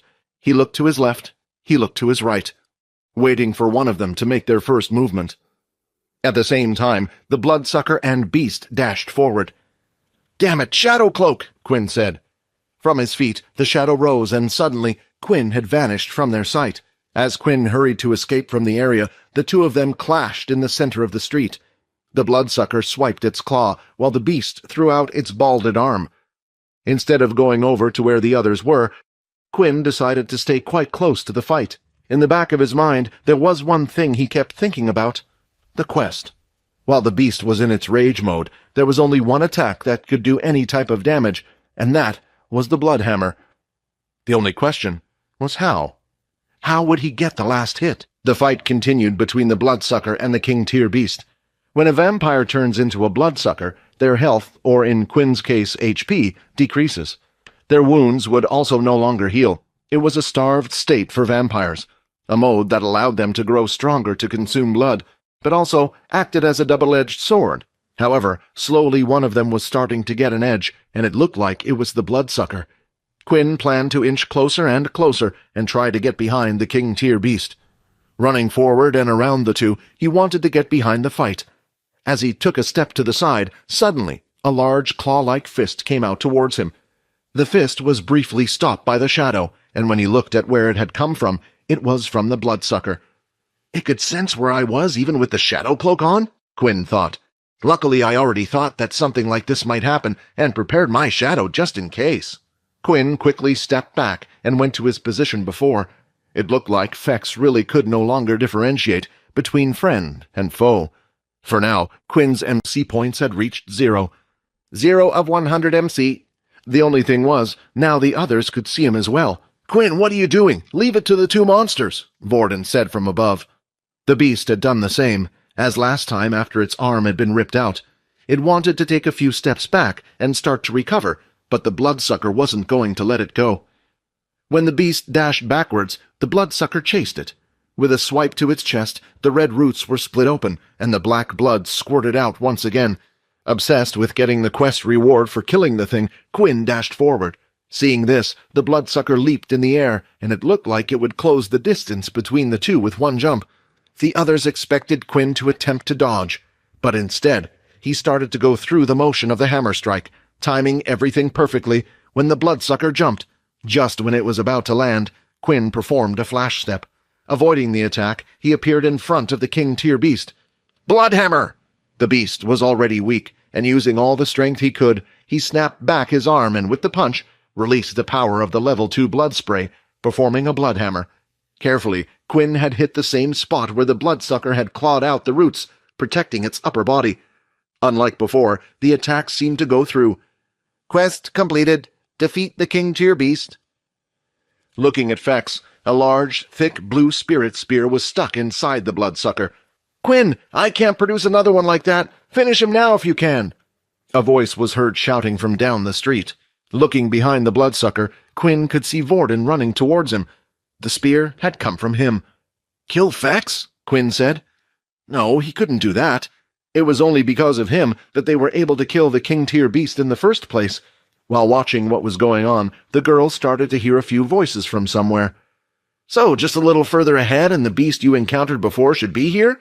a confident young voice said. "Yes, sir. Every time we wanted to go explore the tower, the beast would come out and stop us," a female voice said.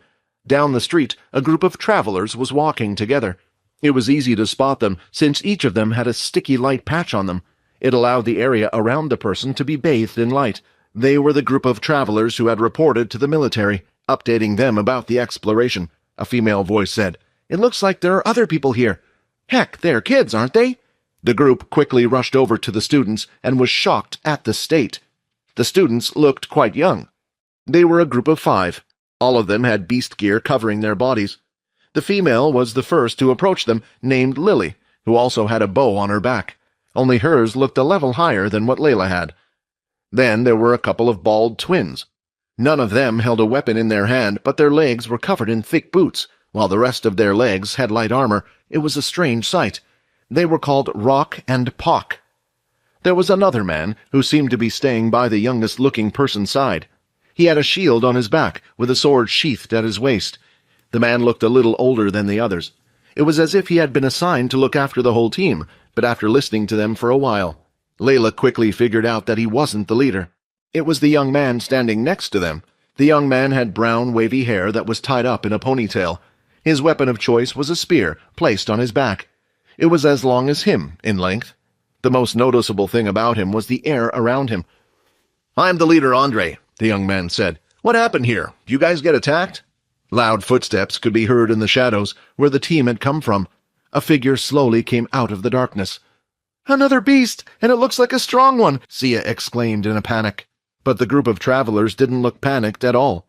The strange beast looked like a lion, and was the same size as one. Its muscles could be seen as well, but on its bottom half, instead of a single tail, it carried several, each with a small flame at the end. The lion approached Andre's side and started to lick him in the face. A tame beast? Layla said. That's right, Lily replied. Andre, the leader of the group, had a beast by his side, and he could very well control it, which meant that he belonged to the Bree family. Depending on their level and control of the ability, it allowed them to tame higher and lower-level beasts.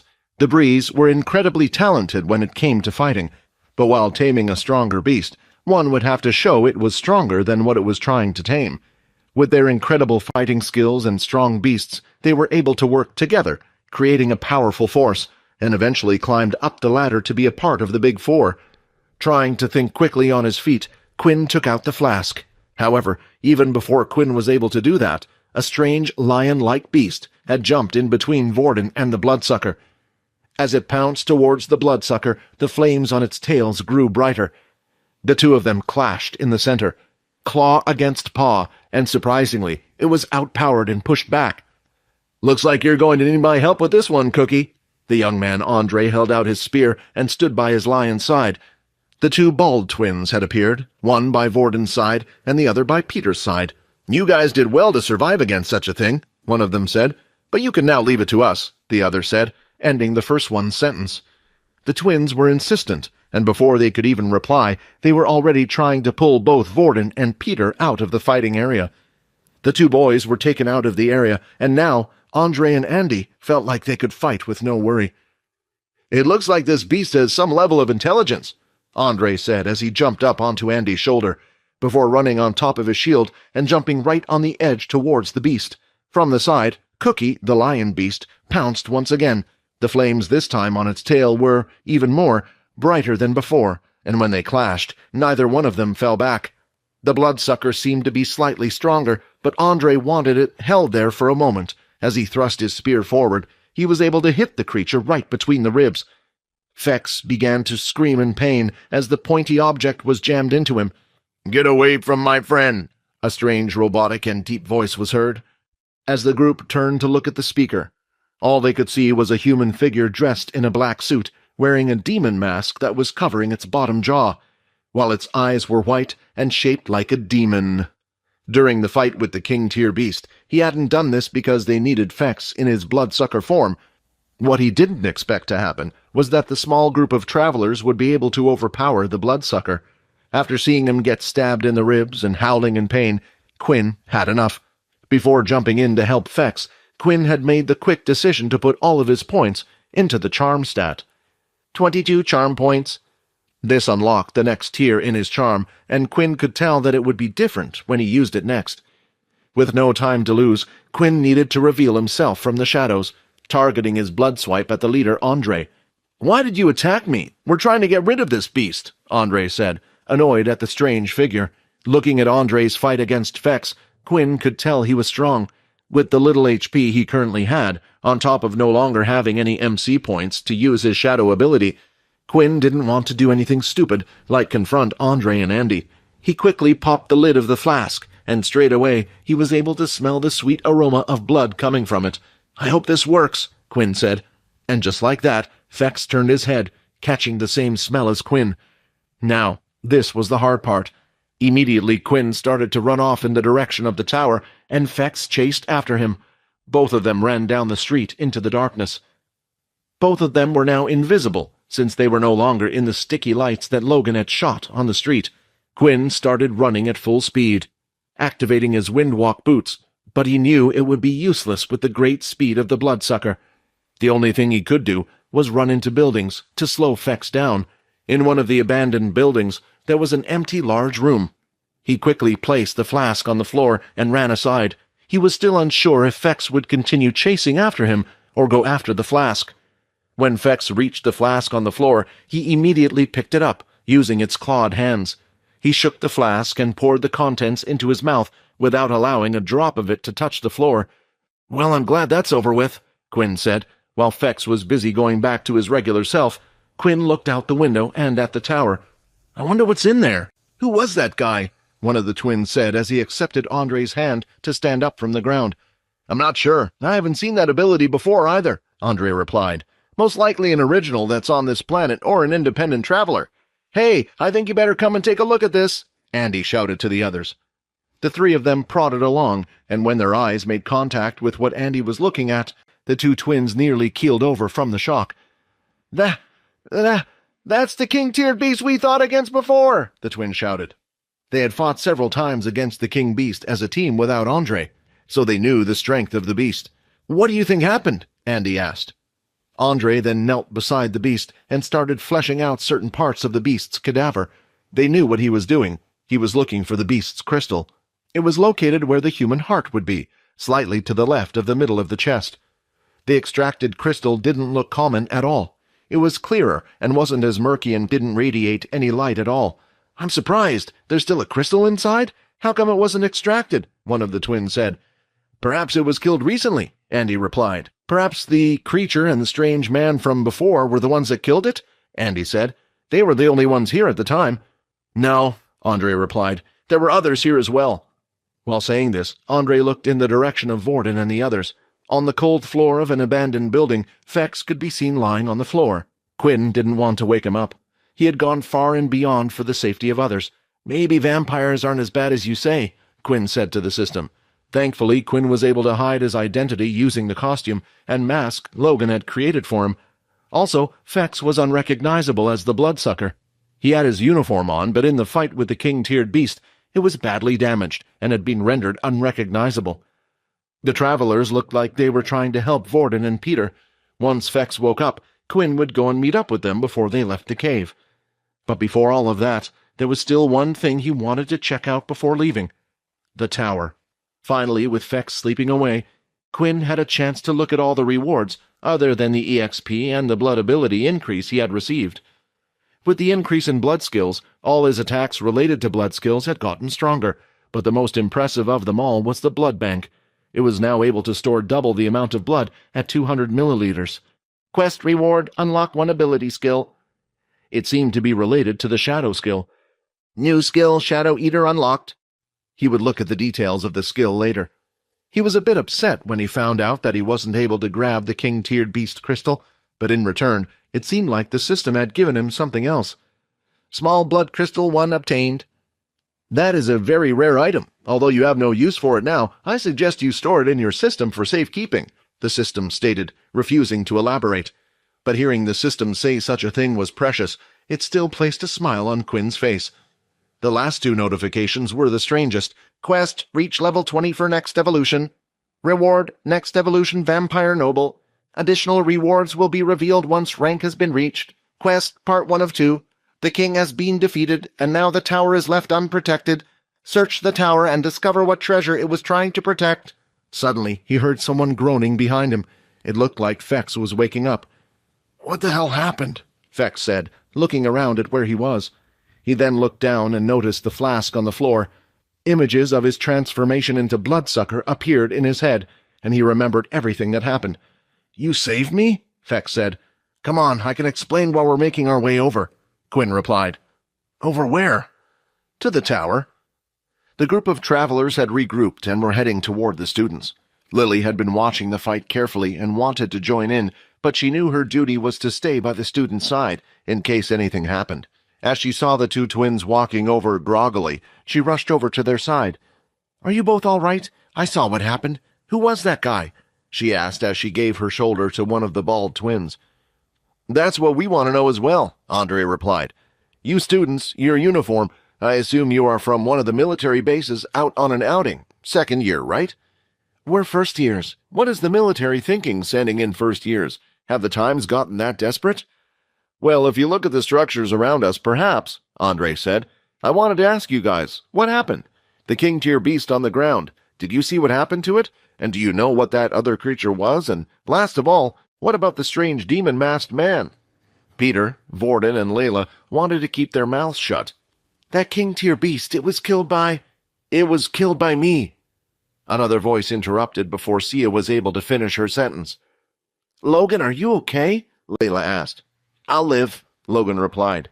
It took everything I had with the help of my friends here, but we were finally able to kill the king-tier beast. As for the strange person who appeared at the end, your guess is as good as ours. He only appeared when you guys saw him as well.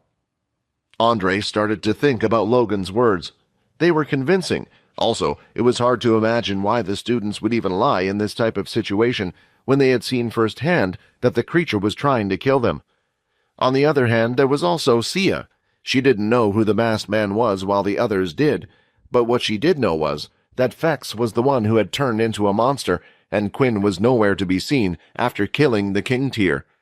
She wasn't completely stupid. Quinn had been using the red aura attacks, and the masked man had done the same. Most likely Quinn was trying to protect Fex. "Okay, I've decided then," Andre said. "Let's take them back to the shelter." The students and the group of travelers started to head out of the small town. While doing so, Vordon and Ila would constantly look around, hoping to find Quinn and Fex. "I hope you bring me a nice souvenir to work on from that tower, Quinn," Logan thought. "Logan, I don't think I can hold it in for much longer." "What? If you want to go to the toilet, just go. It's too dark here anyway. Nobody will see anything." "No, it's not that." Hearing those words, Logan knew straight away what Peter meant. He was hungry. Before heading off to the tower, Quinn made sure of two things. The first thing was that his MC points were fully restored. The second thing was that he was fully equipped with all his equipment. Of course, that included his suit, which was made by Logan. There was no more blood in the flask. Fex had consumed all of it, and in doing so, it looked like his wounds were healing too. The armor that Logan created gave him some additional defense. Although it wasn't much, every little increment would help, and this was his reason for putting it on. "Are you all ready then?" Quinn asked Fex. "Quinn, wait," Fex said as he rushed over and bowed down on one knee with his fist on the floor. "Whoa, what's this all about? I have to do this, please. Quinn, you saved my life. I remember everything that happened while I was the bloodsucker. You fought against those travelers and risked me chasing after you. Finally, you used the flask that I had given you to save me." This whole time, he had been getting closer to Quinn for one reason: to save his own back. If he was ever to be found out by his clan, then Fex's idea was to turn Quinn in as one of the shadow users. While Quinn had never thought about abandoning him, Fex no longer cared about how he was able to do it or why he seemed to keep growing stronger. He had just had this feeling of guilt over his heart that he wanted to get rid of. "I'm on your side, Quinn." Quinn didn't know what to say. At the time, Quinn had only done what he felt was right. Fex had risked his life to save the whole group. What right did he have to die by the hand of strangers? Quinn didn't know why, but he naturally walked over to Fex and extended his hand. Fex, in return, naturally took it and lifted himself. "We're blood brothers from now on," Fex said with a smile. "We may not be related by blood, but I will treat you as a part of my family." "And I will do the same."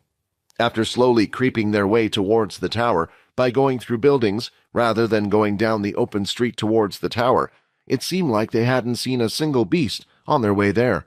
Is it the strange crystals from the top of the tower, or did the other beasts stay away from this place because of the king-tier beast? Quinn thought. The crystals shone brightly at the top and gave off a slightly blue hue to the area below it. "We can take some time to explore if you're worried." "What do you mean?" "The others would leave with those travelers. More than likely, they already know of an exit. I asked my little Ham to follow them from above. Once he knows where the exit is, he'll come and find me." "Ham, is that the little flying bull from earlier?" "Yeah, good name, right?" Ignoring Fex's last words, Quinn continued to walk up to the tower. In the middle of the door, there was a circular hole that seemed to go a few inches deep. "It's a lock," Fex said. "These doors, I've seen them in my castle before. They're impossible to open without some type of key or mechanism. They're meant to even withstand attacks from the vampire leaders." "Doesn't that mean there's something important here?" "Yeah, but I don't know what." Going up to the door, Quinn decided to try and give it a push using all his strength. He was half expecting it to do something, but as Fex had informed him, it didn't budge at all. "I told you it was pointless, man. Don't give up yet," the system said. "Do you remember that red blood crystal you received from defeating the king-tier beast? Why don't you place that on the door and see what happens?" He took out the crystal from his inventory and placed it in the strange hole inside the door. The gears shifted and the door pulled inwards, opening a way up inside the tower. "Are you coming?" Ham was up in the air while looking down at the fairly large town. It was slowly following the group of students, along with the travelers, to see where they were heading. "I hope Master is all right," Ham said. "Peter, how long can you hold out?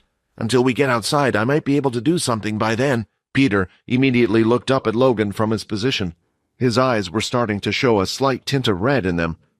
"Okay, looks like you won't last that long." Finally, the group had reached one of the tunnels that led out of the city. While walking through the tunnels, Logan had come up with an idea.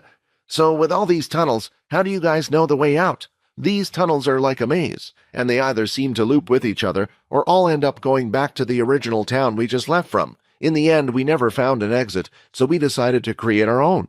In one of the tunnels, we marked ourselves." Logan had scanned the place before coming down, so he knew there was a space between the surface and the ground they were currently on, and was prepared for it. It was a sad thought, but some of the other students were consumed by the strange, plant-like beast. All Logan needed to do was to make them split up with the others and search through the tunnels for one of these dead students that Peter could feed on. Finally, the group exited the tunnel and entered another larger section with several more tunnels. The second they entered the room, though, Peter loudly screamed as if he was in pain. It seemed too sudden.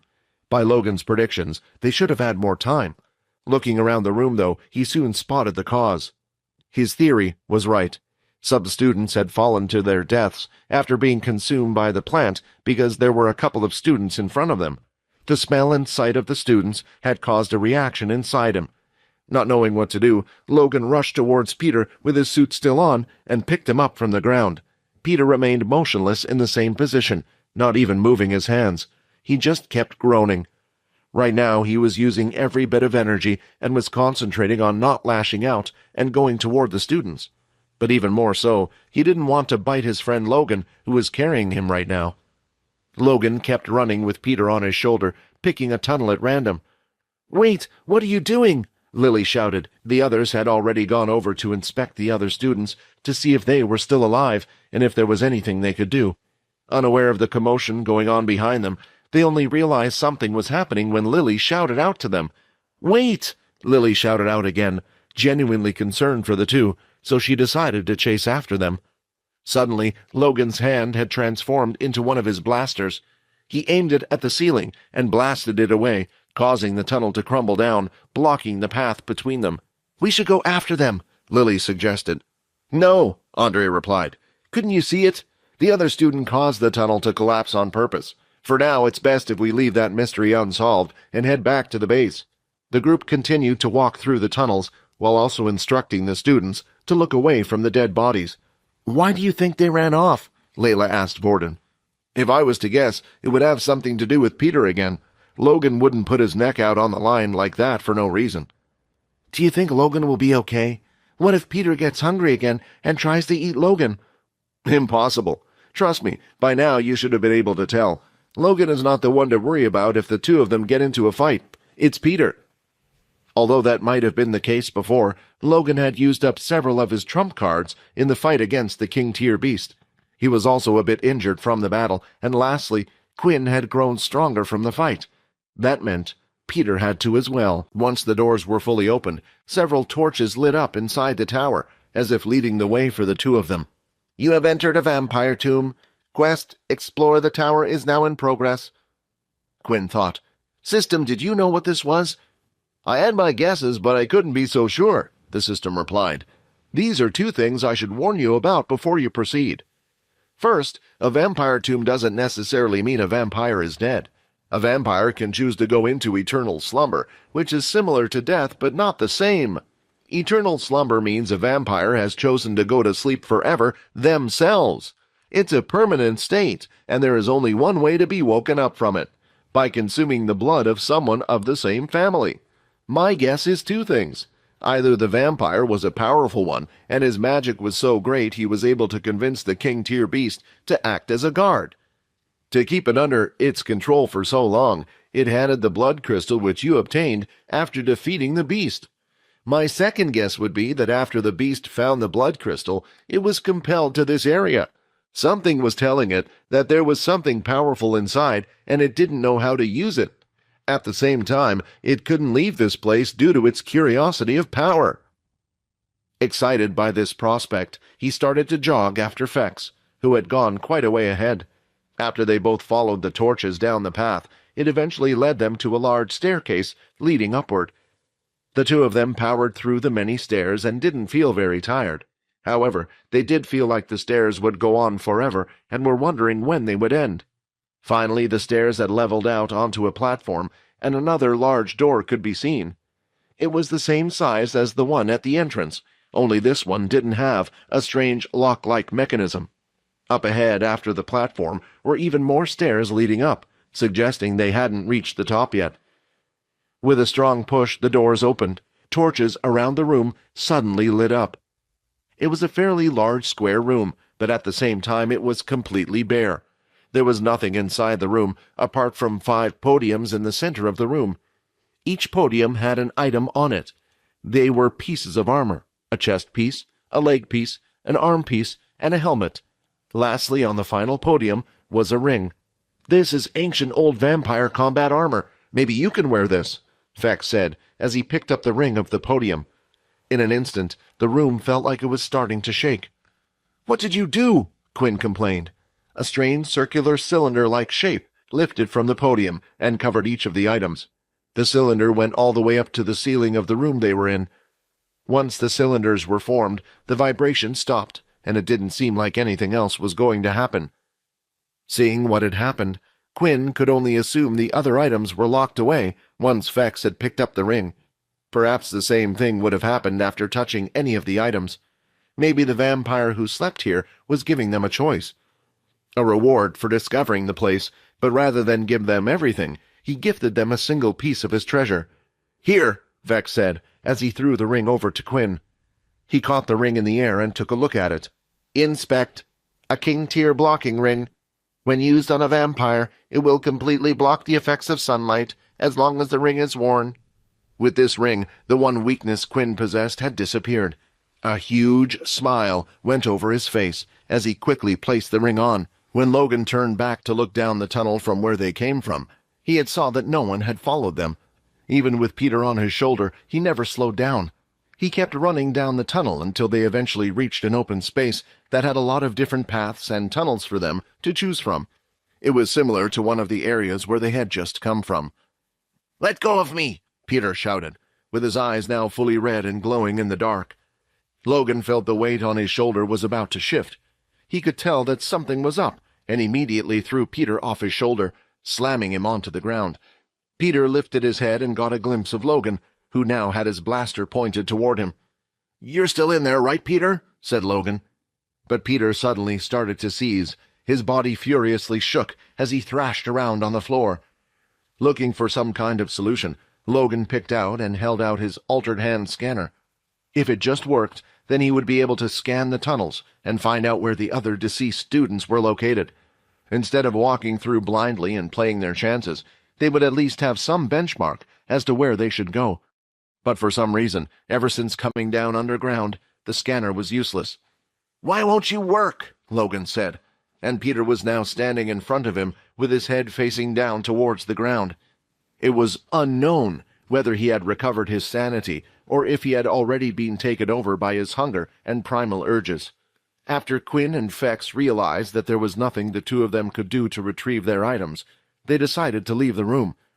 On the final platform, there was another large, arch-shaped double door like the one before. It also had no lock, and all the two needed to do was push it open with their 2 hands. Just like every room they had entered before, the lights started to light up one by one, revealing what the room looked like. From the door to the center room was a large red carpet. It reached the center, where there was a very large circle on the ground.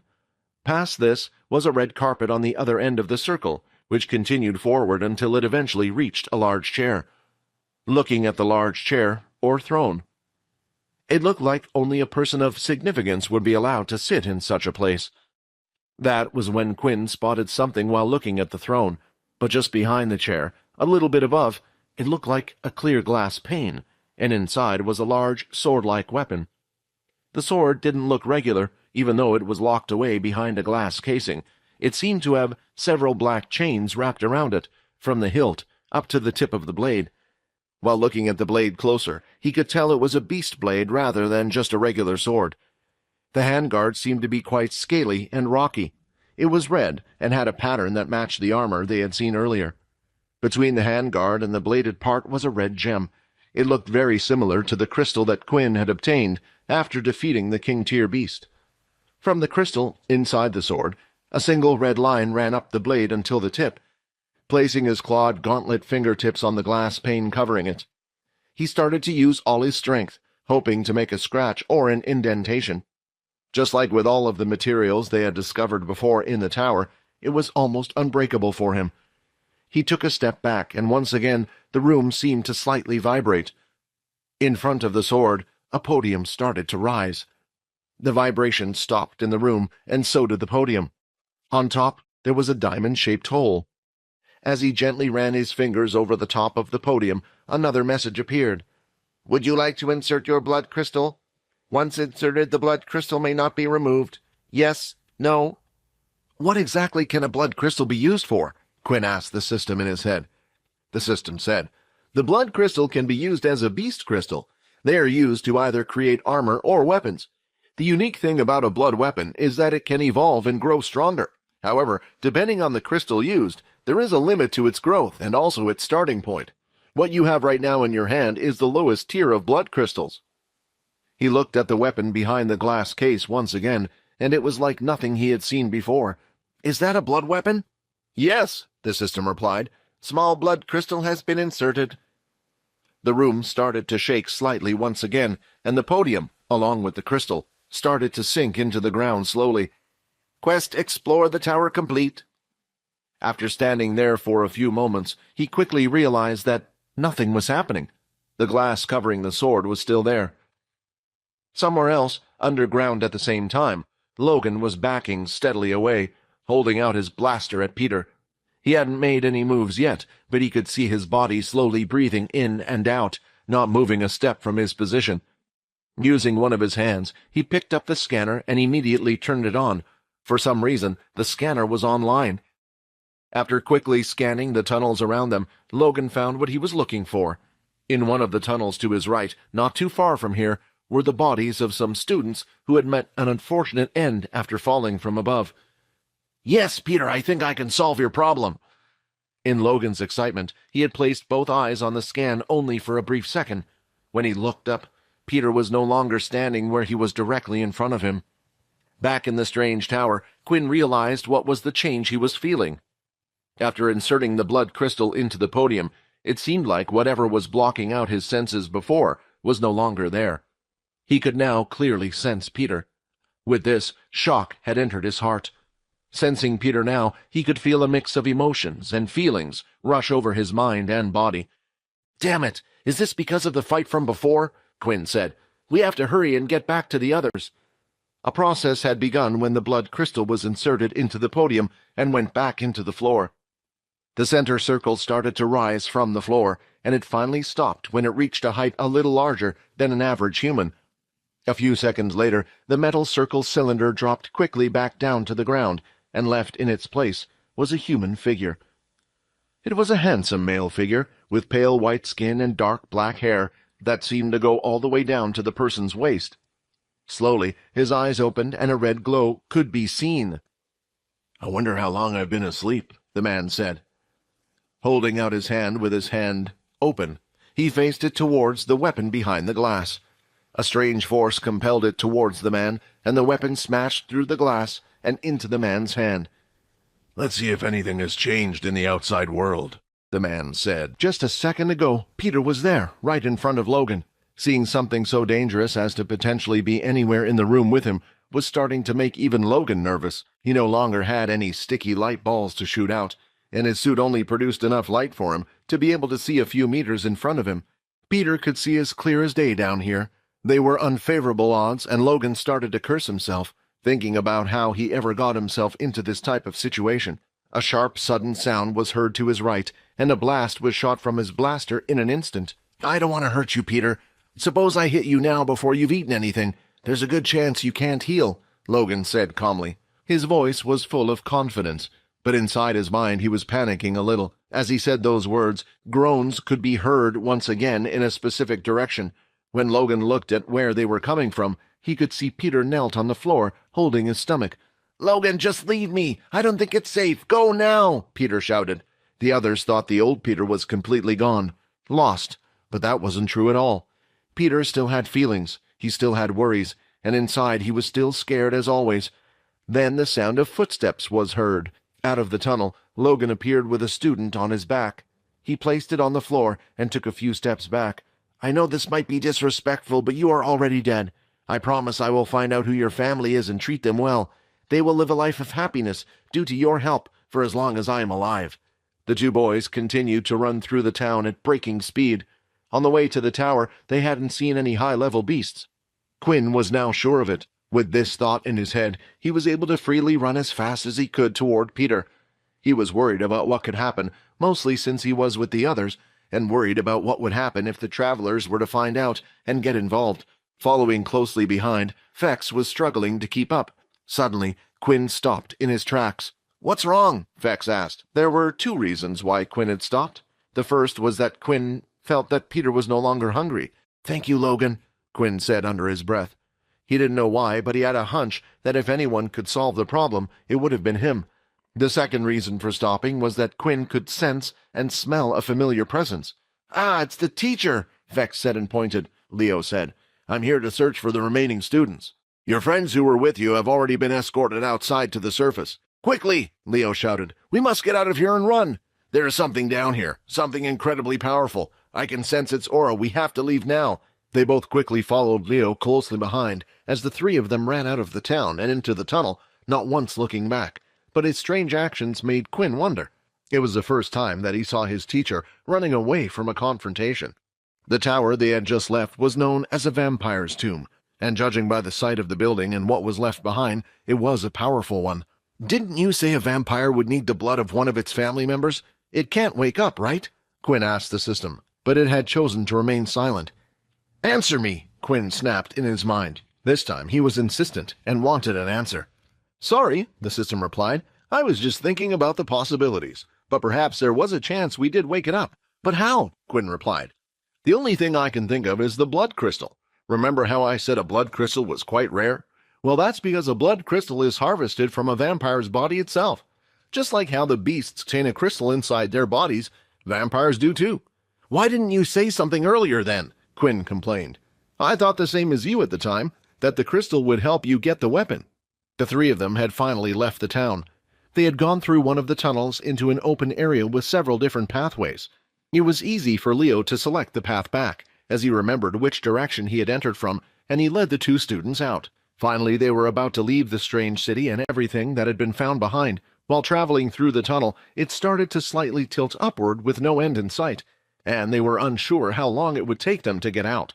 Finally, the end of the tunnel could be seen, and daylight was shining through. Both Quinn and Fex never thought they would be happy to see the sun, but they truly were. The two boys continued to follow Leo back through the forest. There were still many beasts in the forest, but thanks to Leo's ability, they were able to avoid all of them and select the safest path heading back to the shelter. Eventually, they arrived where all the remaining students were. They were staying in the shelter, in the large open space on the ground. The other military staff were taking care of them.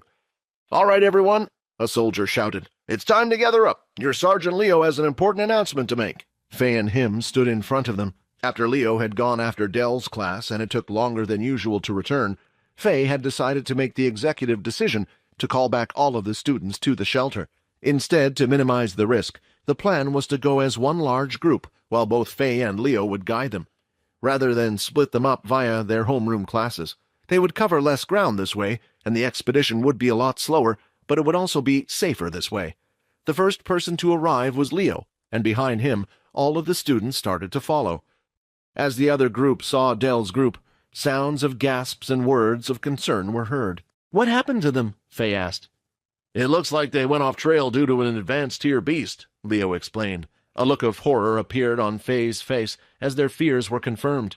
"Don't worry, I already dealt with it before even meeting up with the class. As for the remaining students, according to the teacher, Dell, they were all eaten, and there was no chance the students survived." The two of them looked over at where Dell was. He was currently barging his way through the injured students and going to the front of the queue. As Leo took another step forward, he suddenly stopped. Before anyone else, he could hear the sound of the leaves ruffling from behind. "Looks like we finally made it," Andy said as he appeared out of the forest. The group of travelers had arrived, but they weren't alone. They also brought back Vordon, Ila, Layla, Peter, and Logan. Inside the tunnels, Logan had managed to regroup quickly with the travelers once his scanner was working. After the travelers and students had walked out of the trees and vines, what followed next started to cause alarm in the camp. The large lion-like beast came out as well. "Beast! Beast!" students shouted as they recognized the beast as a powerful-looking one, perhaps at the advanced level. "Calm down," one of the commanders who was looking after the students shouted. "That beast will do us no harm. It belongs to the Bree family." After hearing that name, the students quickly began to calm down. Seeing the stripes on both Faye and Leo's sides, Andre knew straight away that they were the highest commanding officers in this shelter. He approached the two of them and saluted at them out of respect. Faye did the same back, but Leo had chosen not to do anything. "Leo, I know you can't see, but this is someone from the Bree family, and they just saluted you," Faye whispered. "Anyway, I believe these students are yours," Andre said as he opened up his palm, telling the students to go over to the other side. Sia had the biggest smile on her face as she ran forward toward the shelter and the other students, while the others decided to remain, hoping to hear the conversation between these two powerhouses. "Thank you," Leo replied. "Would you mind telling me where you found them? Perhaps I will be able to search for others in the same area. You have done enough, so there is no need for you to go out of your way," Leo said. "There is something we must inform you about," Andy said as he stepped forward and handed over a scanner to Faye. They revealed information that they had kept secret from the military, the fact that they had discovered an underground town. Not only that, but it seemed like it was made from a Dalkey structure. "Leo, both Quinn and Fex, they're still down there," Vordon said. Logan then handed over the altered scanner he had created to Faye as well. It displayed the information he had found. I can't believe you were hiding this from us. Do you know that if you had given this information to us beforehand, the students would never have been sent to a planet like this in the first place?" Before she even knew it, her fist was already flying toward Andy's face. At the same time, she felt a slash going towards her arm. Images of her arm being sliced off were seen. Quickly pulling it back, she looked at her hand and could see it was still intact. Vordon and the others were prepared for a clash between the travelers and the sergeants. They were ready to help Leo wherever they could. Other than helping them find an exit, the travelers hadn't helped them much. In the end, Quinn was the one who killed the beast. Also, they still remembered how much in debt they were to Leo for saving them from the Dalkey. Every one of the students, including the other soldiers, silently watched from the sideline. They were too afraid to get involved. If they did, it could cause trouble, due to the relations one of the Big Four had with the military. The pressure emitting from the two groups was immense. One wrong word or action might make the already fearsome looming presence break out and swallow them whole. However, they were unaware of what Leo thought. Right now, the people in front of him had put the students he was responsible for in danger.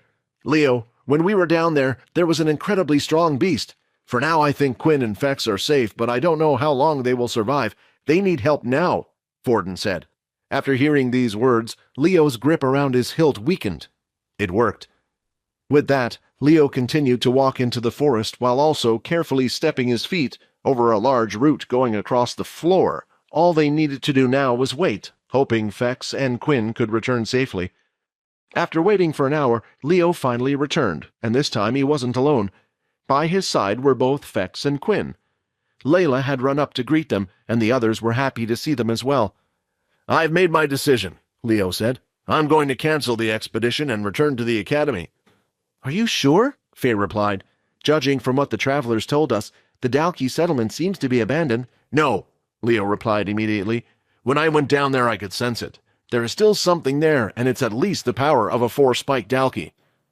Only Leo knew the truth, that the energy that was emitting from the being was similar to both Fex and Quinn. "The winners are as follows. So will the following students please come to the front? Vordon Blade, Layla Monroe, Sia Green, P.O. Blank, Logan Green, Fex Seg, and finally, Quinn Talon." "How did they get the top marks? Our group managed to scan around 15 different plants and 3 new beasts. Are they saying they scanned more than that?" a student complained with a frown. "They must have done that, otherwise why were they called up?" another replied. The students had been called and arrived at the front, but instead of looks of admiration and jealousy, they were all stared down with looks of hatred. Seeing that the students' anger still hadn't been quelled, Faye herself decided to take some action, based on some information she had found out earlier. "Listen up, all of you. There's a reason why these students here have been selected as the winners of today's event." She rummaged through the crate for scanners that had accumulated behind them until she found one in particular. "This scanner here is from Logan, a student. At the time, each of these students had discovered something worth a lot more points than any beast or plant would ever be." After pressing a button on the scanner, a 3D holographic model appeared from the scanner. It showed a recreation of the town that Logan had managed to get on his scanner, the one he had made before entering the tunnels below. "As you can all see, this right here is a Dalki base. It looks like they had arrived on this planet before us. This is the reason why we are leaving, not just because there are some powerful beasts on this planet." Everyone understood that. While looking around, Quinn noticed that the soldiers were busy gathering their things. The same couldn't be said for the civilians who lived in the treetop homes. They stood there with worried looks on their faces, peeking from above. "Why aren't they packing their things?" Quinn asked. "What do you mean? These people have nowhere to go," Layla replied. "They probably spent all the money they had to move here. Even if the military did allow them to use the teleporters and head back to Earth, they would only be made homeless with no shelter or way to earn credits." "But if the soldiers leave this place, then there will be no one to protect them from beast attacks," Quinn replied. Layla remained silent when Quinn said this, and Vordon simply placed his hand on his shoulder. They were both aware of the fate of these people. While Quinn was a little naive, while the students walked through the teleporters, a young girl who looked only around the age of 5 started to wave her hand goodbye to the students, unaware of what was happening. "This world needs to change. The people at the top need to come crumbling down, and when I'm strong enough, I'll come back for you," Quinn said, although he was aware that by that time it would probably be too late. "Ha ha! Didn't I leave some basic treasure of mine behind? I believe it was a set of armor. However, whoever entered the tower might have taken a vital piece. I did leave it there as a reward. Let's just hope they didn't choose the area that covers the crown jewels." As the man walked over to the podium, which wasn't encased in a metallic cylinder, as he looked down, he blinked and raised a brow. "Now, out of all the items available for them to get, why on earth would they choose to take the ring?" the man thought to himself, rather confused. He then walked over to the other 5 podiums that were covered in the strange metal casing. As he placed his fingertips on the cold outside, in an instant they seemed to react and started to vibrate. Each one of them went back into the ground, revealing the pieces of armor that were once there. The helmet allowed most of his face to be seen. It had 2 spiraling red horns on top, with a thin piece of metal that went down to the nose. When stepping outside, he had expected one of 2 things. A parade of people would be there to welcome him back, or a big fight would be taking place. But he saw neither of those things. Instead, all that was left was an abandoned town. Finally, he came across something that looked a little interesting. It was a strange human-sized beast that looked like it had been killed not too long ago. The reason why he found it interesting, though, was that he could sense strange energy from it similar to his own. Now why would a blood crystal have been left behind with a beast? Seeing this, he felt the same energy as the beast. He thought that maybe his awakening was an accident. The man continued to walk out of the town into the tunnels. The sword was now wrapped around his back, using the chains to hold it onto his chest piece of armor. A step was taken out of the tunnel and into the sunlight. The man was surrounded by nature, and the rays of sunlight shot through the trees and leaves. They were touching both the skin on his hands and the open area on his face. However, unlike Quinn and Fex, there was no reaction to the man. "My skin's a little itchy. It would have been nice to have that ring. Otherwise, I might develop a rash of some sort," he complained as he scratched the front of his hand. "Ah!" A scream was suddenly heard coming from his right. Immediately, without thinking about it, he started to dash in the direction of the scream. Eventually, he could see a little girl just by a river, but she wasn't alone. A large snake, nearly 4 times the size of the girl, was on her body, with its head held high, looking at her. The snake dashed with its head leading forward. With nothing else to do, the girl closed her eyes and screamed once more as she felt like her life was over. When no pain was felt, she decided to open her eyes again. The snake was no longer there. It had disappeared entirely, and instead, standing in its place was a man in strange red armor. "It's okay," the man said. "The big snake is gone and won't bother you anymore." Looking at the girl, he noticed that there were a few cuts on her body. The worst wound was the one on her knee. It was severely scraped, and blood was being drawn from it. The man grabbed her leg and looked at it carefully. "It looks quite bad, but I should be able to help you with that." He then spat on both of his hands and started to rub them together. "Trust me, my spit is like magic." He then placed his spit-covered hands on top of the knee, holding it down. When the man let go of her knee, the wound had completely disappeared. "Thank you, sir. You must have the ability to heal," she said. "Ability?" The man replied, confused. "What's your name?" she asked. "You can call me Arthur." Just then, the smile that was on the girl's face only seconds ago dropped. She started pulling on Arthur's arm hard.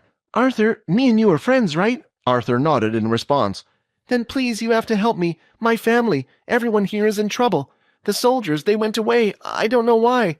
But they left us all here, and shortly after there was an attack." Arthur could see this was tough for her. She looked extremely young, barely older than 5. He then picked her up with one hand and brought her close to his chest. Sniffing his nose into the air, he could smell it. "Don't worry, I know where they are." A sweet smell entered his nose, a scent he remembered vividly.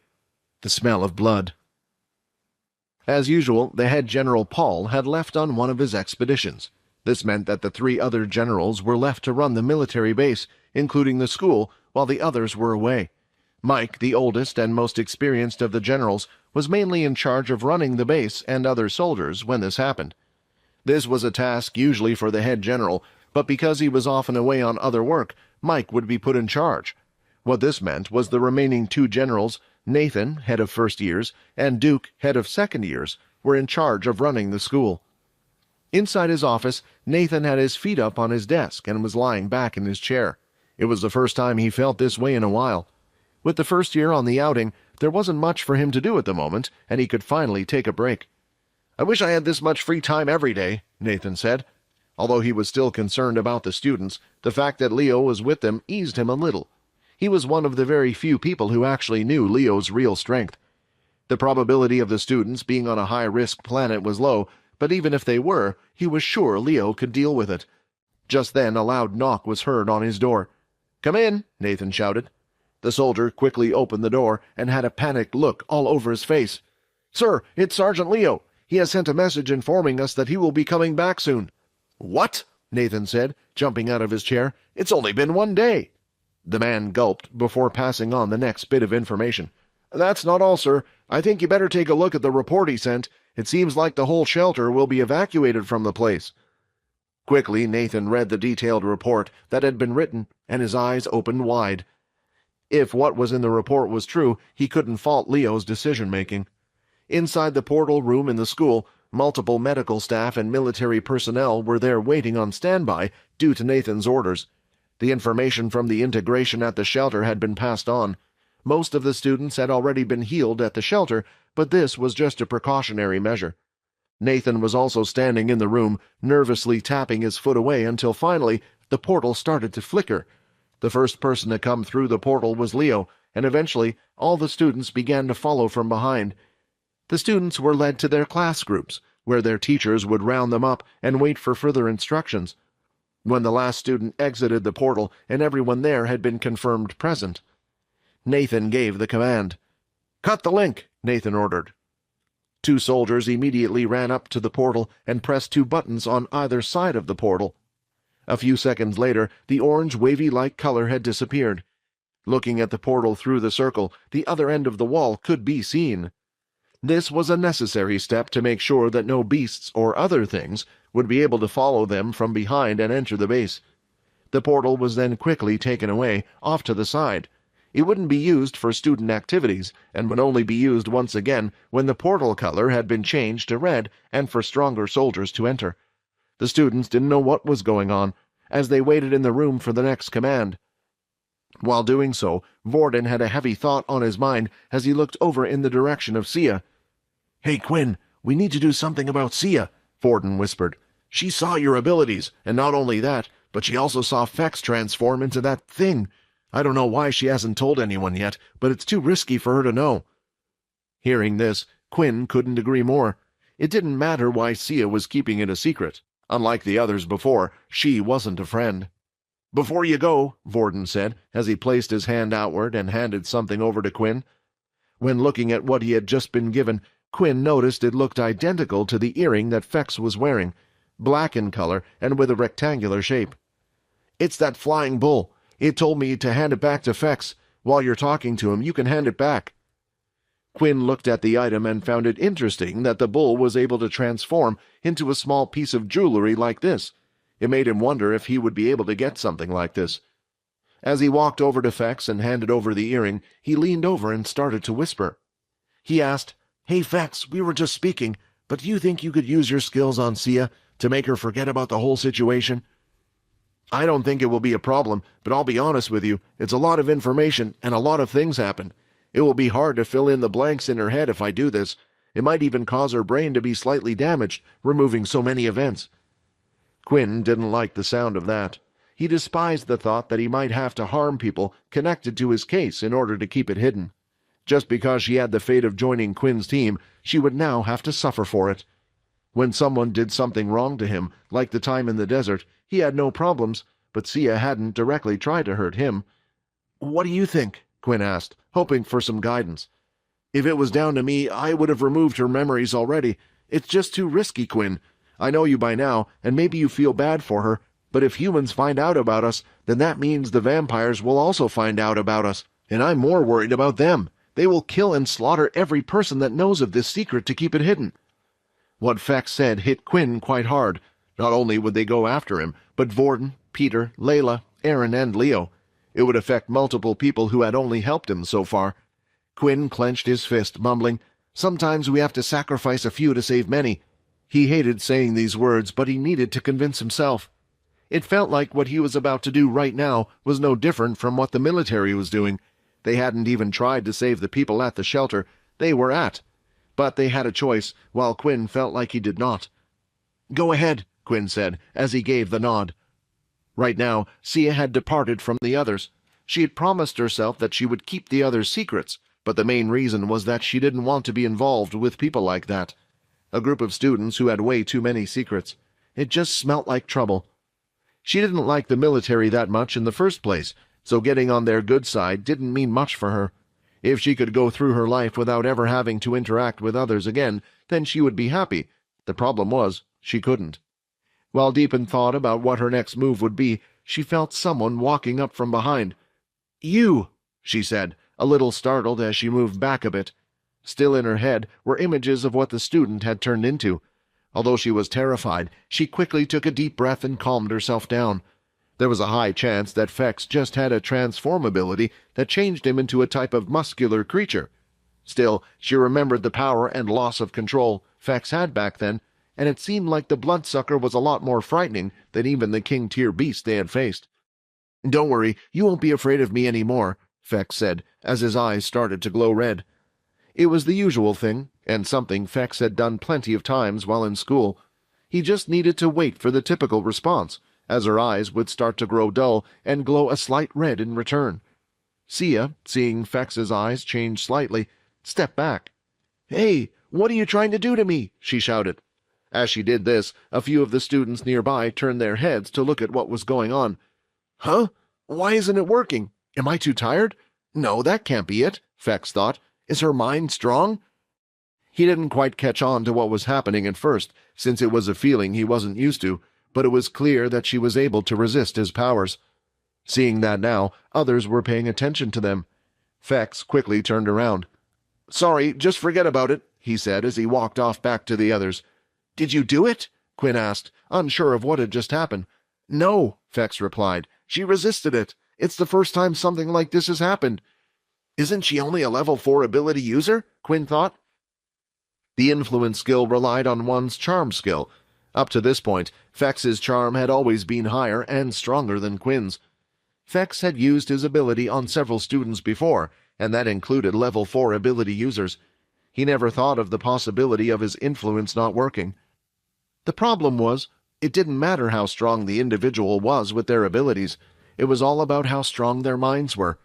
There were some people Quinn could imagine the influence skill never working on, such as Logan, Vordon, and Leo. These people were too strong-willed. However, when looking at Sia, he didn't feel the same way. Wasn't she just an ordinary student? So why didn't Fex's influence work on her? Hearing the shocking news that Fex had just failed, Quinn was busy pondering what to do. There was always the chance that something like this might happen. Perhaps a high level would see them, and they would be unable to deal with it in the usual way. This thought was always in the back of Quinn's mind. When he thought about it again and again, the ending that played out in his head was always the same. He would have to kill them. It was too risky to leave something open, and while he was still in military school, there was no chance to run away or escape. While looking at Sia, images started to flash through Quinn's mind of the possible ways he could do this, and a certain disturbing image entered his head.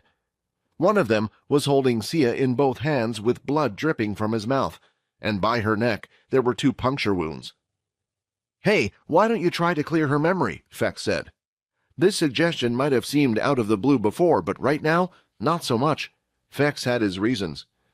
After witnessing Quinn fight against the king-tier beast, he knew that his speed was already that of a vampire noble. Fex wasn't sure if Quinn had evolved and gone to the stage of vampire noble just yet, but there was still a chance his charm was stronger than his. Coincidentally, when Fex had made this suggestion, Quinn had thought the same thing. Were his current charm points higher than Fex's? He felt a great increase in speed once his points had reached above 30. If his charm skills didn't work against Sia, there was a good chance that it could still work once his charm skills had reached above 30. It could work, but if it doesn't... Before he could even make a decision, Nathan had already started to make an announcement. "Listen up, everyone," Nathan said as he raised his hand in the air. "There is no need for the students to stay here any longer. Feel free to head back to your rooms, and in the morning we shall inform you of your schedule next week. We might even send a message out tonight, so keep an eye out for it on your wristwatch. As for all homeroom teachers, I would like you to stay behind for now." As soon as Nathan said those words, the doors to the portal hall opened wide, and the students were heading back to their dorm rooms.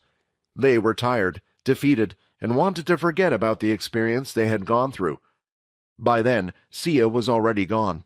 It was now night, and the curfew for the students to stay in their rooms was about to pass.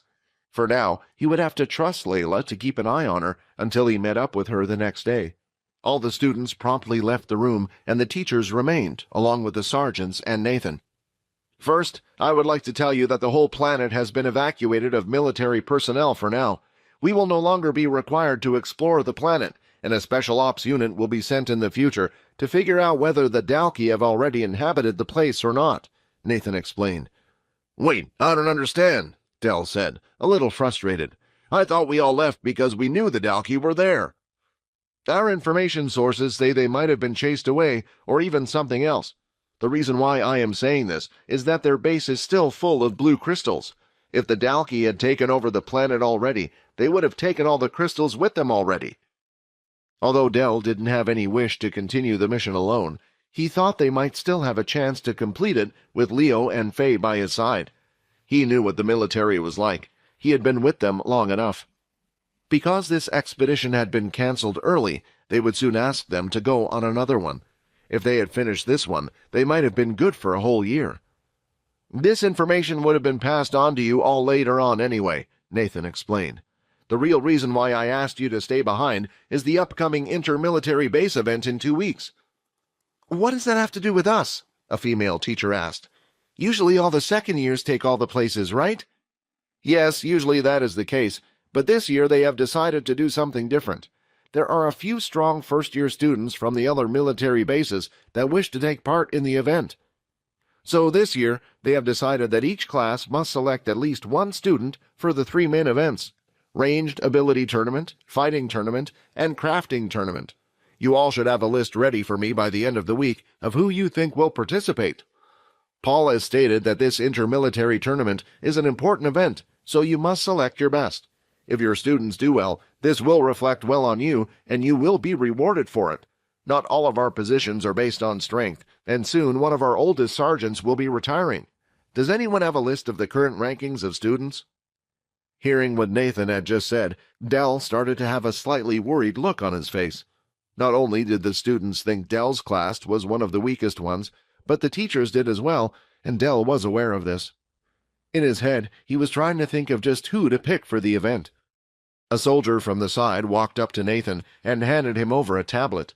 On the tablet was a list of every first-year student with a score beside their name. "Well, well, this is a surprise," Nathan said. "It seems like Dell's class has the most top-ranked students currently." Hearing this, his jaw nearly dropped to the floor. He thought, then suddenly, how could it be? He started to remember what had happened.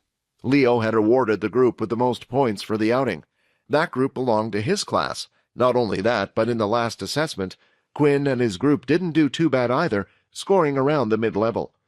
With top scores in one and middle scores in the other, it positioned Quinn's group and teammates relatively high on the current ranking. "I shall be expecting some good things from you," Nathan said as he looked at Dell. "Now go get some rest, everyone. I will update you with what is to happen tomorrow." At another military base, it seemed like the group of teachers were having a similar meeting. However, this one was a lot more formal. All the teachers had gathered in a meeting room. There were a total of 10 teachers, including the sergeant, who sat at the head of the table. One of the teachers sat upright, stiff and listening keenly to every word being said. "Does everyone understand?" a relatively large, fat man said at the front. "Yes, sir," Silver replied the quickest, and was the most responsive. "Why can't you guys be more like her?" the man said. "Not only does she always look stunning in the morning, but she works hard, is responsive, and she's the new one. Keep this up." The man then turned off the presentation as he left the meeting room. The other teachers followed, leaving the room one by one, when a male teacher named Justin noticed that Silver still hadn't left her seat. She had remained in the same position throughout the meeting, and even when it was over she remained firm. "Hey, Silver, the meeting's over. Are you coming back?" Justin asked. Silver turned her head, and her silver hair with strands of black was tossed across her face. As Justin saw this, he felt like he was watching one of those shampoo commercials in slow motion. Everything seemed to slow down as he appreciated her beauty. "I'm sorry, my mind was on something else," Silver said, as she stood up from her seat and walked straight past Justin out of the door, ignoring him. "Wait!" Justin called out.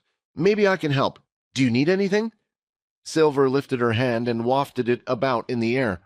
"I don't think I would even ask for your help with boiling an egg. Just stick to teaching." As she walked off, her head was still filled with one thought. In the meeting, they mentioned the tournament was coming up. Every single base would travel to Base 1 to participate, the largest military base of them all. Here, she would finally meet the person she was looking for. "I can almost smell you, Fex," she said as she licked her lips. The students had better sleep than they had, as compared to the whole time they had spent at school. They were exhausted from the trip, and more than they realized both mentally and physically. Although a lot of them didn't like the military school, they had to admit it was nice to be back here. In terms of danger, it's one of the safest places they could be right now. Late last night, a message was sent out to all of the students, stating that their morning classes had been canceled. At the same time, in the afternoon, they would be required to return to their homeroom classes. Before anything else, Quinn decided to make a stop outside the girls' dorm and was currently standing outside Layla's room. He had traveled there early in the morning, the second he was able to leave his room. It seemed like no one else had woken up yet. He knocked and patiently waited until a drowsy-looking Layla answered the door. She was standing there by the doorway, rubbing her eyes with her short pink pajama bottoms. It looked as if the shirt was barely hanging onto her, as the top of her shoulders could be seen. "Who's here so early in the morning?" she said as she finally stopped rubbing her eyes. "Quinn? Wait, Quinn!" she shouted. Quickly, Layla grabbed her shirt, doing her buttons up, as her face had gone bright red. If she had known who was coming to the door, she would have been better dressed than this, but it was too late, and Quinn had already seen her. Regaining her composure, she wanted to redirect the attention back towards Quinn. "Do you need something? It must be important if you came this early." When asking the question, she took a look at his face. Layla noticed that only she was flustered and worried about the situation, whereas Quinn didn't seem fazed at all. He didn't feel embarrassed by what he had seen, and the situation was only awkward for her. "I didn't realize I was that unattractive," she thought. Although that wasn't the case at all. When Quinn first saw her at the door, the first thing he noticed was that Layla had quite a nice body.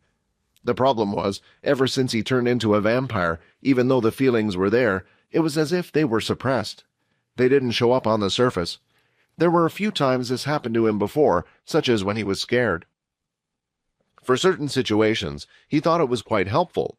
When going through the whole ordeal with Peter and seeing him eat the human flesh, he believed it was the only thing that had gotten him through it. Otherwise, he might never have been able to sleep again. The other situation where it has helped was during fights. Before, fighting as a human, the adrenaline would get to him. His hands and body would start trembling before the fight had even begun. Still, just as some feelings were suppressed, others seemed to be amplified, and one of these feelings was anger. There were a few occasions when he felt like this feeling had wholly consumed him and taken over.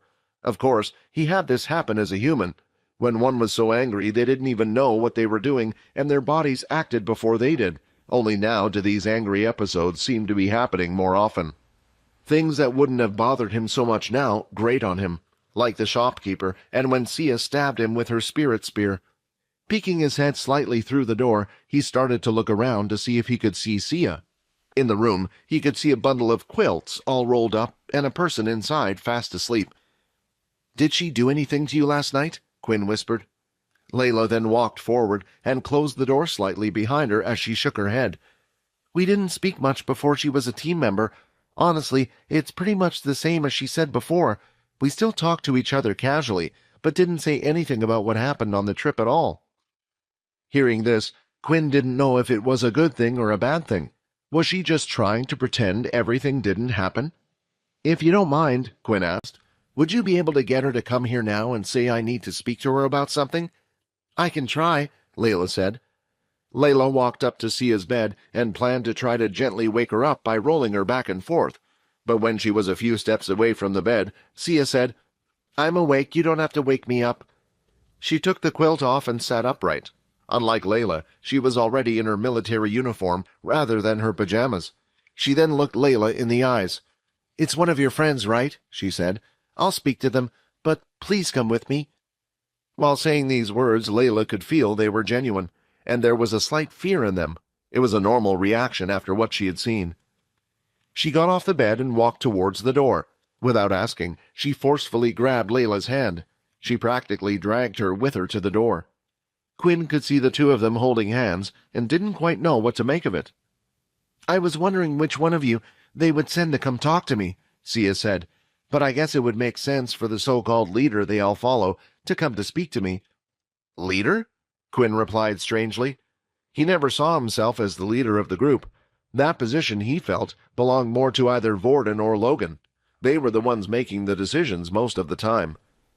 The reason why Sia had come to this conclusion was that it seemed like whenever they were planning stuff or talking, everyone in the group would always naturally ask Quinn for confirmation. It was as if Quinn didn't agree with it, then they wouldn't go through with it. Even if he didn't feel that way, it was clear he was the natural leader of their group. Ignoring what had just been said, Quinn decided to continue with what he wanted to do. He wasted no time and immediately activated his influence skill. Once again, Sia could see the person's eyes in front of her glow red, only this time, something was drawing her in as her mind seemed to drift away. Noticing what was happening, she clenched her left fist hard and was free, while the other hand was holding on to Layla. While Quinn was in the middle of using his skill, he suddenly smelled something sweet. "Is that blood?" Sia couldn't feel the drifting feeling again, and her mind was back to where it was, once again. Looking in the direction of the smell, Quinn noticed that blood was dripping off Sia's hands. She had managed to dig her fingernails into the palm of her hand, causing an immense amount of pain, redirecting her mind somewhere else, causing his skill to fail. The action didn't go unnoticed, and even Layla was impressed. One would have to have extreme willpower to be able to hurt themselves to the point where they would bleed. The normal reaction for a human was to not hurt itself.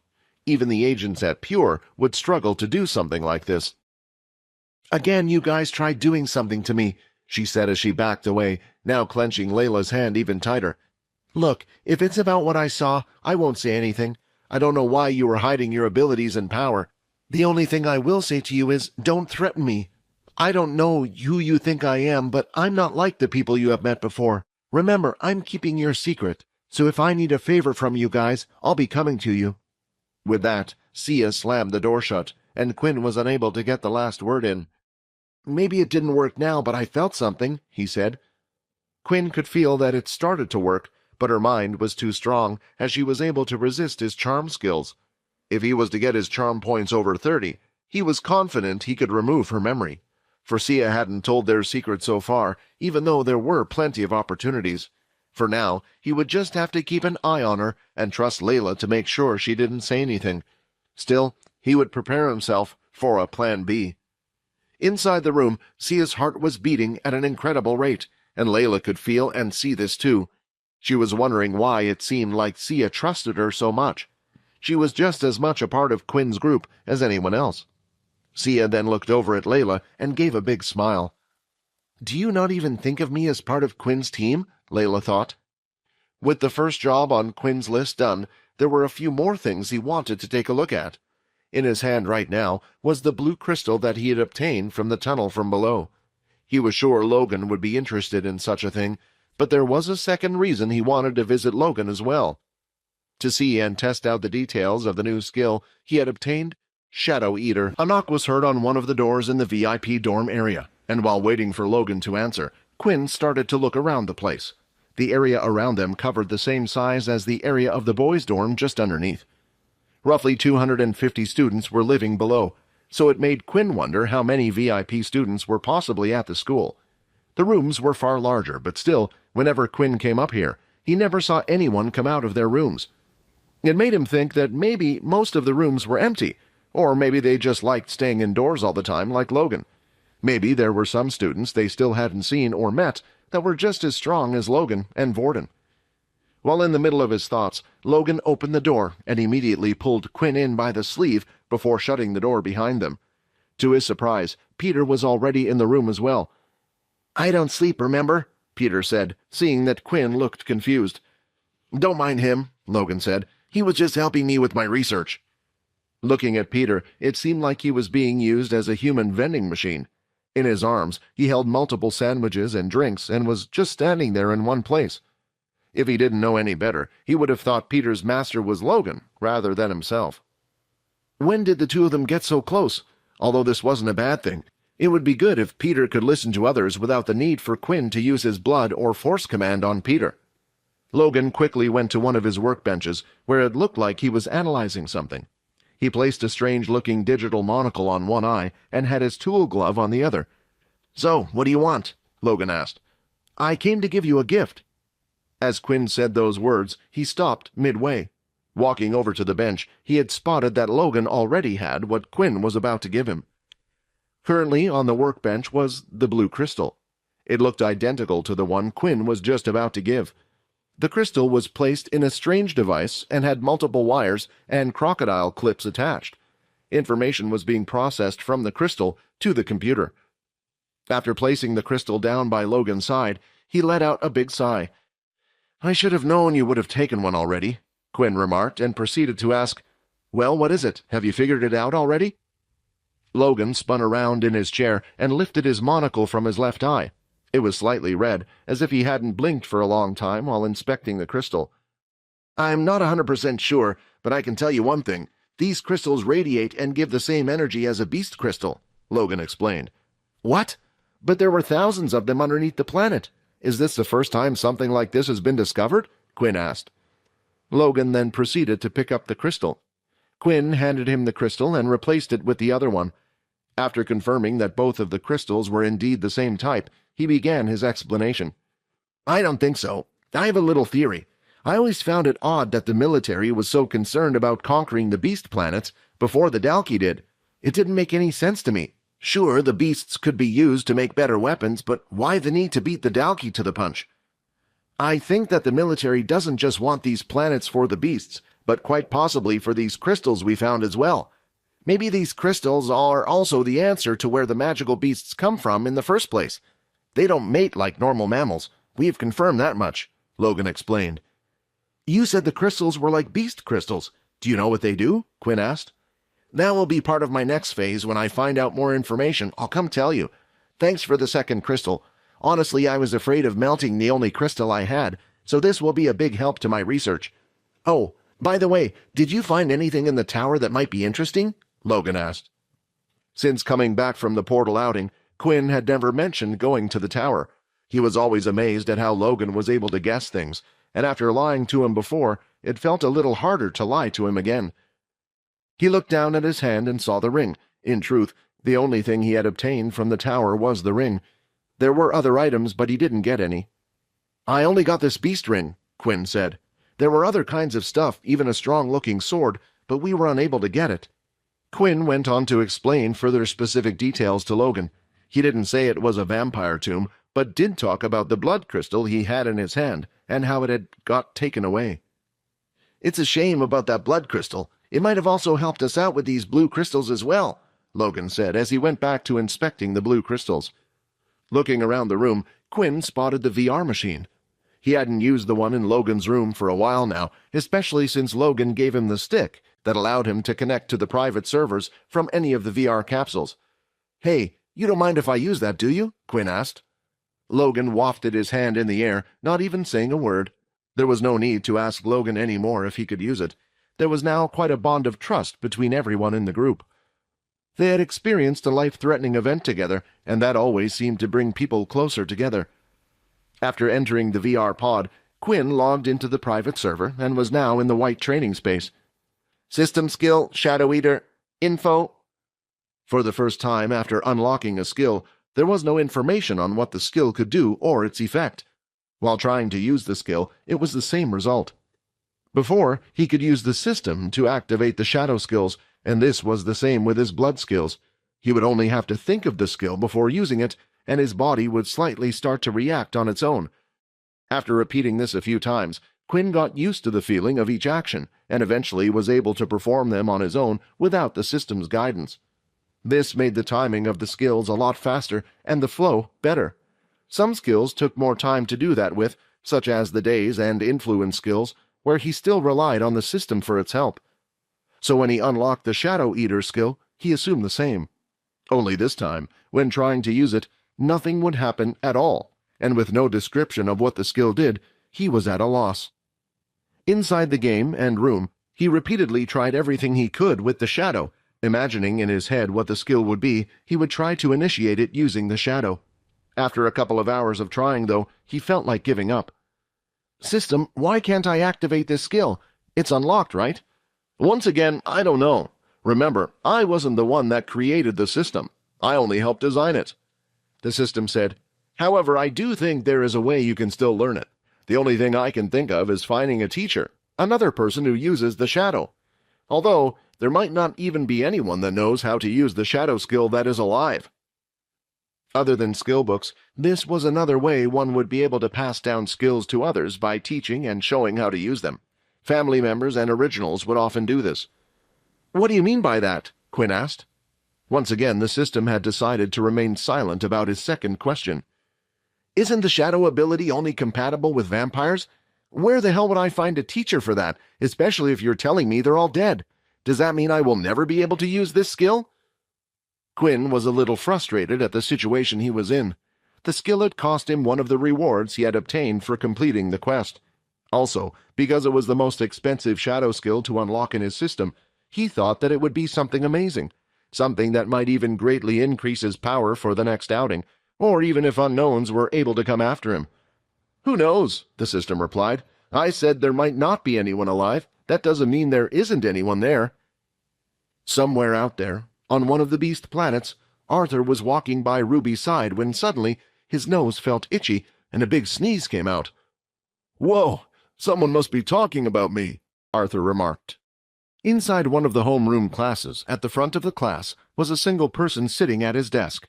A holographic display was in front of him with a list of all the students' names in the class.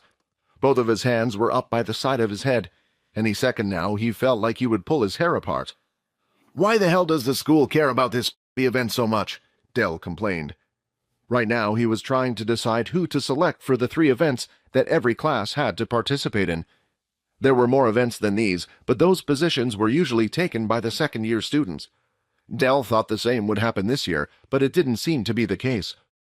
At first, he had sorted the list by power levels. He noticed that there weren't many, and the highest power level in their class was Vordon at level 5, while right at the bottom was Quinn with an ability level of 1.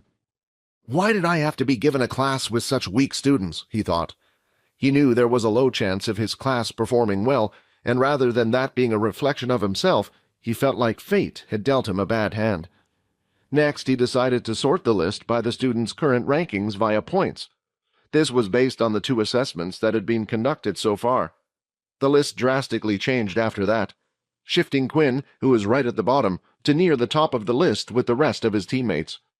A part of him wanted to select Quinn for the fighting event, to see how far he would go and hopefully learn his place, but he knew the management team would think he was crazy for selecting a level 1 student to fight. A thought then came to his head, an idea that the upper management couldn't disagree with. Not only did Dell have to pick 3 participants, but he also needed to decide on 3 substitute places for the event. As long as he had some type of reasoning, then it would be fine. Just then, the classroom door opened, and the students started to filter in. It had just passed midday, and the morning off the students were able to enjoy had come to an end, as they were told to head to their homeroom classes. When everyone sat down in their seats, there was a heavy atmosphere. Looking around, they noticed that many seats were left empty by those who had died. Dell quickly closed the hologram. The teachers were allowed to know the rank of everyone in the class, but the students were not. Many of them already had an idea, as they could see how well others had performed. Once everyone was seated in their seats, Dell stood up from his desk and started the class. "All right, everyone, there are no lessons for today, but the reason why you have all been called in is due to the upcoming event. Not all of you will be taking part in it, but there will be duties given to each student to prepare for support for your school and military base." Dell then started to read groups of names in the class, telling them each what their duty would be for the event. Some were in charge of creating decorations and banners to support their base while in the crowds. Others were in charge of helping with supplies and bringing food to the event, and there were even more roles given to the others. No one was really interested in this, as everyone was wondering just who in their class would be selected for the 3 upcoming events. And finally, it was a tough decision, but now I will announce who will be participating in the upcoming 3 events. Excitement was filling the room. A lot of the students had an idea of who would be selected for the fighting tournament, but for the other 2 events, they had no idea. First off, for the fighting tournament, I have decided to select the highest ability level, and also one of the top-ranked students, Vordon Blade. As his name was called, Vordon stood up, so everyone was able to see who had been called and selected. There were no complaints from the other students, as they felt like this was the expected result. Other than Aaron, there wasn't anyone as skillful as Vordon. They had all seen him that day in the hall fighting his way out of a tough situation, only using Layla's ability. Next up, for the ranged event, I have decided to select Layla Monroe. After hearing her name, she didn't immediately stand up. She thought there must have been some type of mistake. Yes, her main weapon was a bow, but there were others in the classes that were more skilled than her. Unlike when Vordon was picked, some whispers were going around the room, as they weren't quite sure why Dell had decided this. "I can see there is some confusion. The reason Layla has been selected is because of her ability. It matches well with her weapon. As you may know, the event differs slightly every year. I believe her versatile skills in using the bow will come in handy. Not only that, but she is currently one of the top students out of the first years in terms of points. This could only be possible for those that had at least some skill," Dell explained. Although there were quite a few students who still disagreed with Dell, they did feel like his reasoning made sense. Still, several of the students who had a range of abilities were looking in her direction.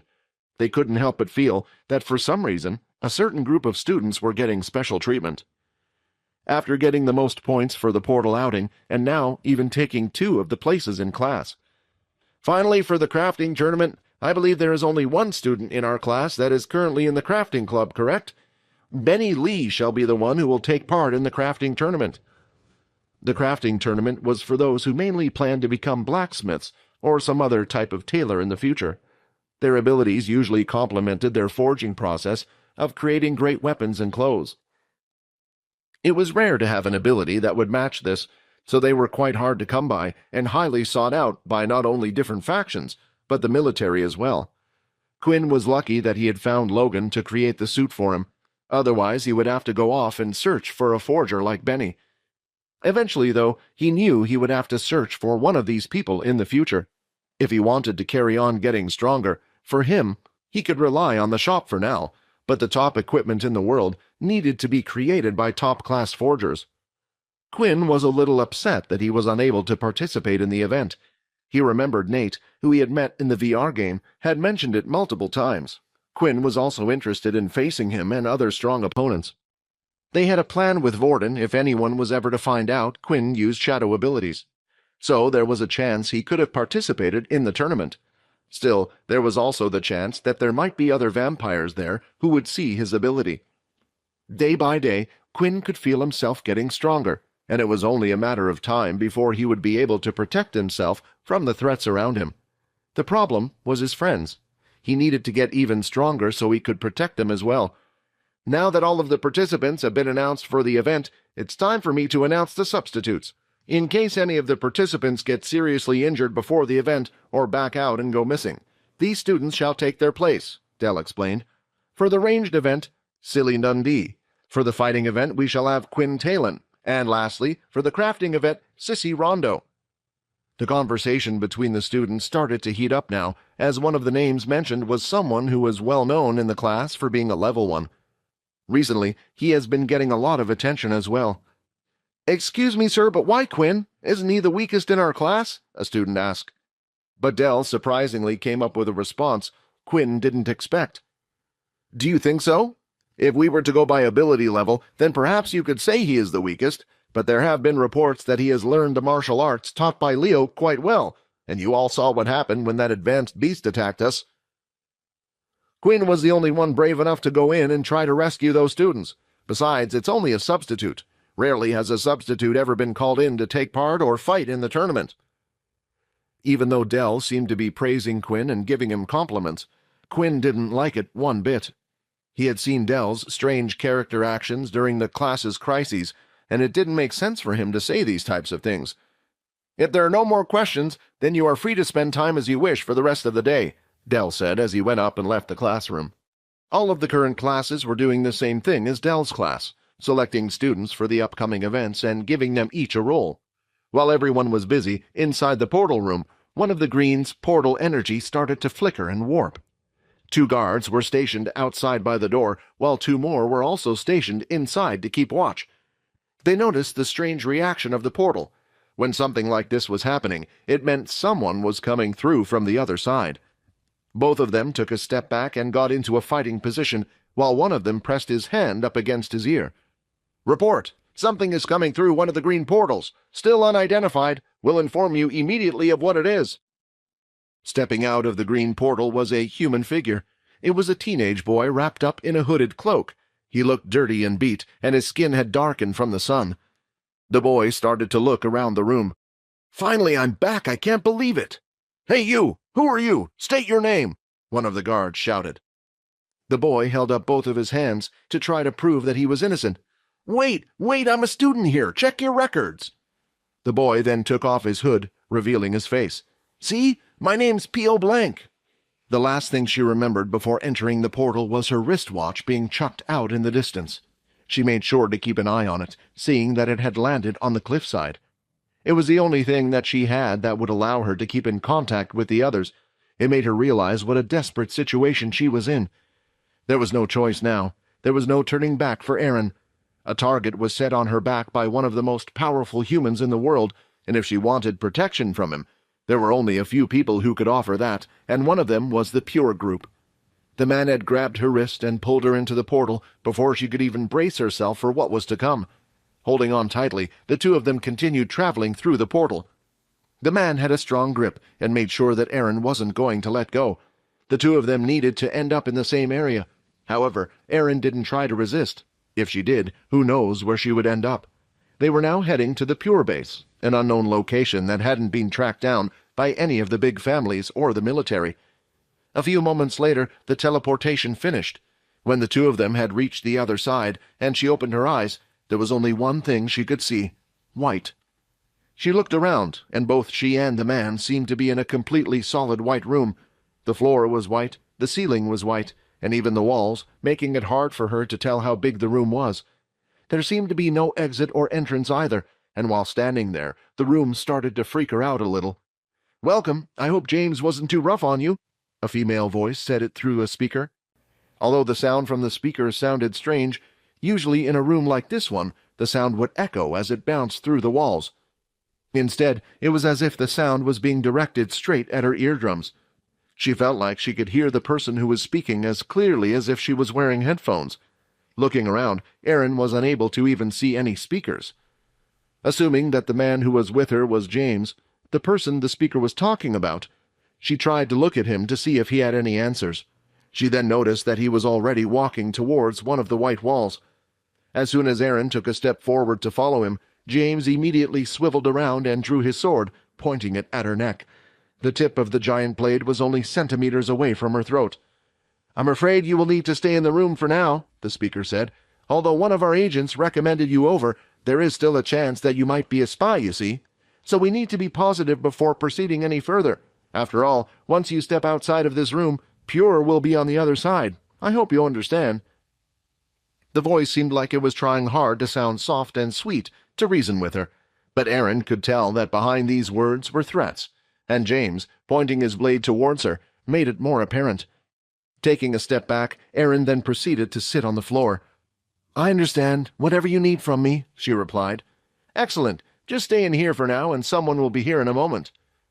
James was standing there patiently in front of one of the white walls. It seemed like it automatically drew to the side and opened.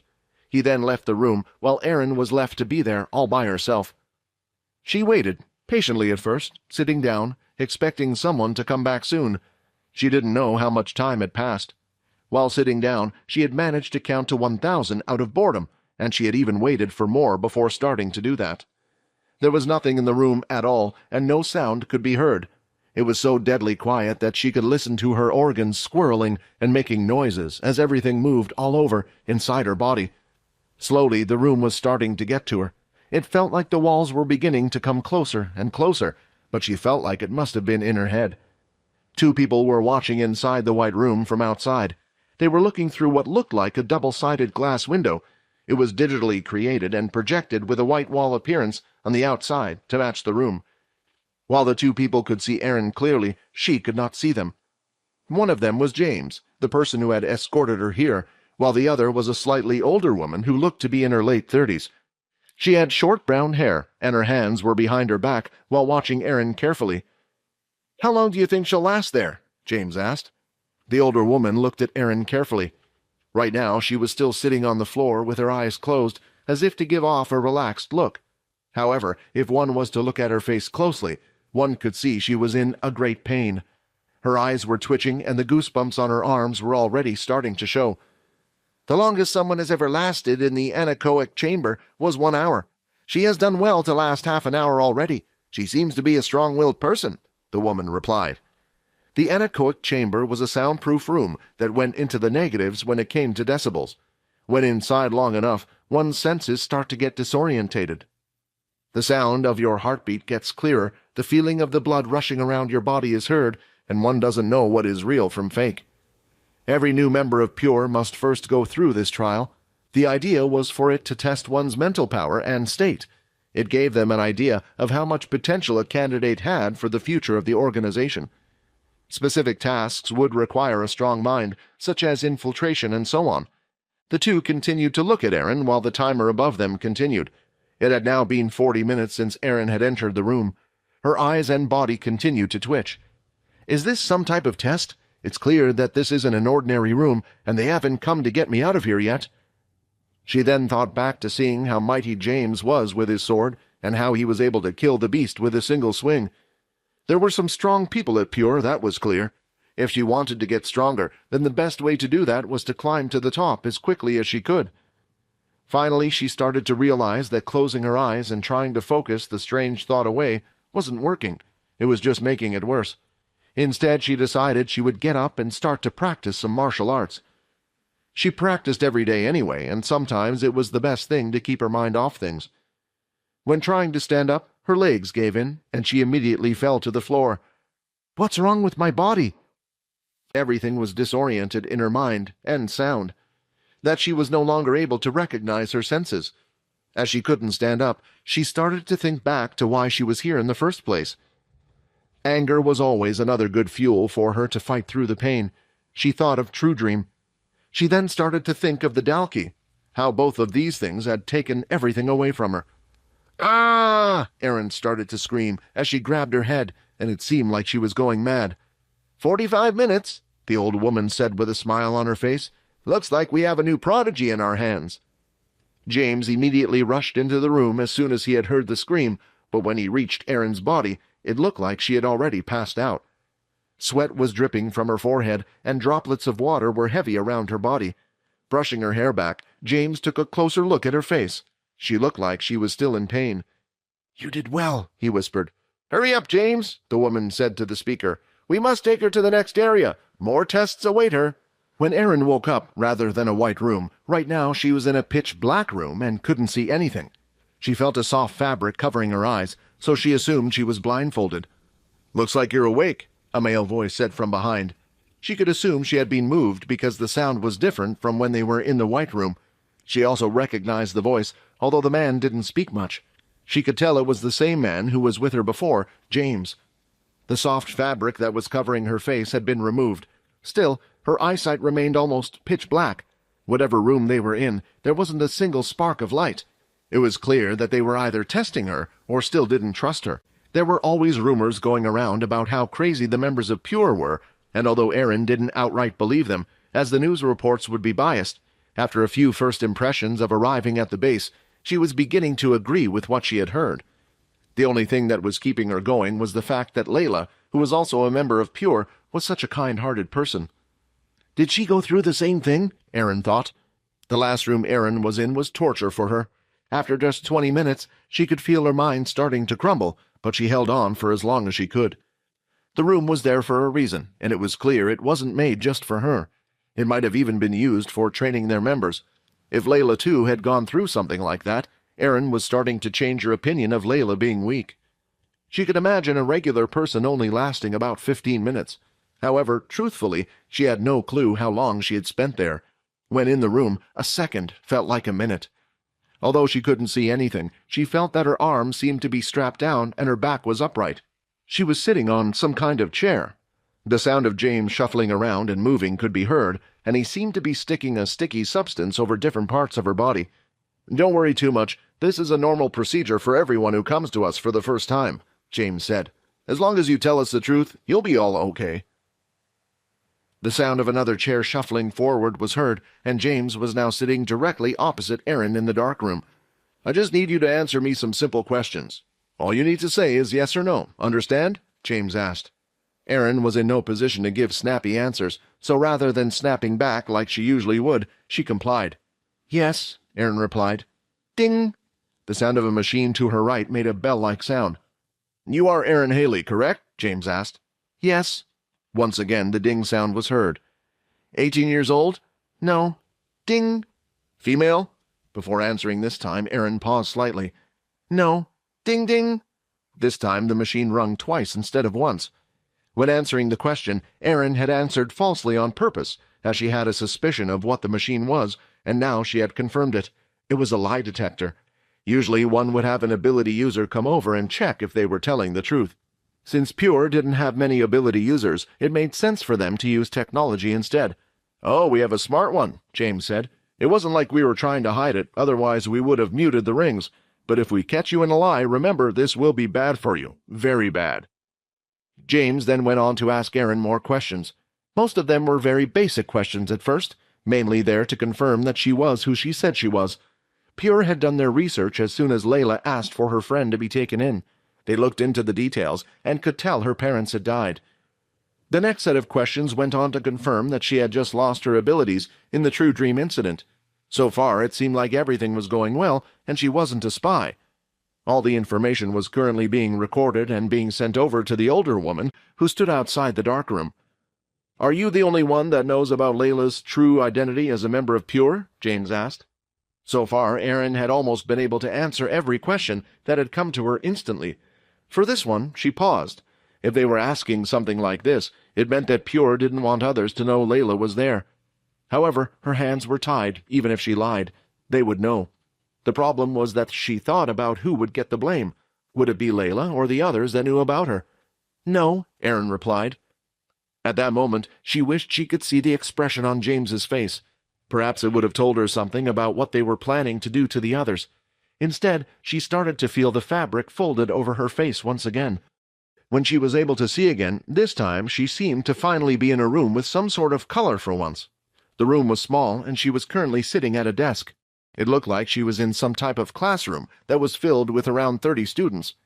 The others sitting at their desks were of all different ages, but most of them were younger than Aaron and looked like they would be in primary or elementary school. At the back of the room, James and a few other adults were present in the room as well. When observing the room closely, she noticed that there were no windows, and it looked like the entire place was made of a metal-like material. "Are we underground or maybe on another planet where the outside isn't safe?" she thought. While thinking of ways to escape or where they possibly were, a person stood in front and soon started to talk. He didn't say much and quickly turned on a video. At first, Erin was quite interested in the video, but soon she realized what it was trying to do. The footage showed several reports that were never shown on TV, the bad side of the current system and how it was affecting people all over. Videos of shelters that had been abandoned and families killed. Videos of higher-ups torturing those of lower levels, while the higher levels enjoyed a life of luxury. She had to admit it did show the current situation of the world in a bad light, but Erin knew there were always two sides to everything, especially as someone who lived on the other side. Most of the people around here probably had a painful life as a low level, or being poor. In contrast, Erin was someone who had quite a luxurious life before. Not everyone was like what they were showing in the videos. Her family was a great example of that. They had stayed behind and done everything they could to protect the citizens from a Dalkey attack. Of course, Pure didn't show those types of videos. A meeting had been called inside the Pure base. In a sizable dome-like room, there was a long table with several seats. At the head of the table, there were 5 seats each with a number on the back of the chair. 4 of them were currently empty, while the only one that was filled was number 5. In the seat sat a woman. It was the same person who had been watching Erin this whole time, with James completing her tasks. Spread around the room were several other seats. They too had numbers on them, going from 6 to 20. Except for a small few, nearly all of them were filled. In one of the seats was James, who had the number 15. The female in number 5 stood up, and at the same time the rest of them stood up as well. "Please, there is no need," the woman said. "You know I don't like any of that stuff. The whole point of our organization is to make everyone feel as if they are equal. Please sit down." The others sat down as ordered, but still the mood in the room was quite serious. "As you know, I'm the only single digit here, so I am currently in charge of the base. Today's meeting is a special one, as we have been given a special task. Soon the inter-military base tournament will be upon us. It's one of the only few times when all of the military base leaders gather. This will be our chance to strike," the woman said. The 2 soldiers guarding the portal entrance continued to keep their hands directed towards the student. Even though he had already stated his identity as P.O. Blank, they were soldiers and not the school's employees. A backup was called. A few moments later, Haley, with 3 additional soldiers by her side, entered the room. P.O.'s hands remained up above his head. They were visibly shaking. This was not the welcome he had expected. After being missing for a month or so, he thought his return would be welcomed. Perhaps he would be treated like a king for a few days, but reality hit him hard and showed him it wasn't the case at all. "Will you guys drop it already? Can't you see that you're scaring him?" Haley spoke. She knew that on the other side of the portal, they would have strict protocols before sending someone back over to the base. On the way here, she heard some information that the person who entered the portal was claiming to be a student. If he had been able to show his student military ID, then they would have allowed him to pass over. The only thing was, this turned out to be quite unexpected. When she entered the room, she half expected the person who had just returned to be someone from the Orange Portal Expedition. Maybe perhaps a student who had been left behind, but instead, it was someone from the original Green Portal planet from the first expedition. The only person who was confirmed to be missing, rather than dead, was Pio. However, he had already returned and even had his student ID with him. As she pondered over this matter, she moved closer to the student and was now at a distance where she could see the young boy's face. Although he was covered with what looked to be mud and sweat, she realized that something was strange. When the thought finally clicked in her head, she almost dropped the tablet in her hand. "P.O. Blank?" Haley asked with a puzzled tone. "That's right, but how do you know my name? I didn't think that you paid that much attention to me." Pio responded, with a slight blush on his face. Haley was a beautiful teacher, and she was the only doctor for the first-year students. Even though she saw a lot of students, she didn't directly teach any of them. Out of the 500 names around the campus, he was rather surprised that she remembered his. This caused him to misunderstand and feel special about this encounter. "Is this student the fake one, or is the impersonator the one inside our base?" Haley gulped at this thought. She reasoned out that the one currently at the school was most likely a fake student. If someone was to try and infiltrate the base, then the second one who turned up a month later would most likely be deemed the real one. Still, as a precautionary measure, the student was cuffed with his hands behind his back, and a soldier escorted him off for interrogation. "Wait, I promise you, I'm me. You can check my ID card." Pio started screaming. "You can see that it's me on the files, right? You guys already have my picture. Why are you doing this?" he continued to cry out. "That's the problem," Haley muttered to herself. "There's someone who looks exactly like you." In the meantime, Haley immediately went to inform Nathan and called an emergency meeting. Being cuffed up wasn't a nice feeling at all. Pio started wondering what on earth had happened while he was away. Had the world suddenly turned into a dictatorship during his absence? Was the whole place taken over by the Dalki already? However, both of these couldn't be the case at all. Otherwise, he would have heard all about it on planet Caldi.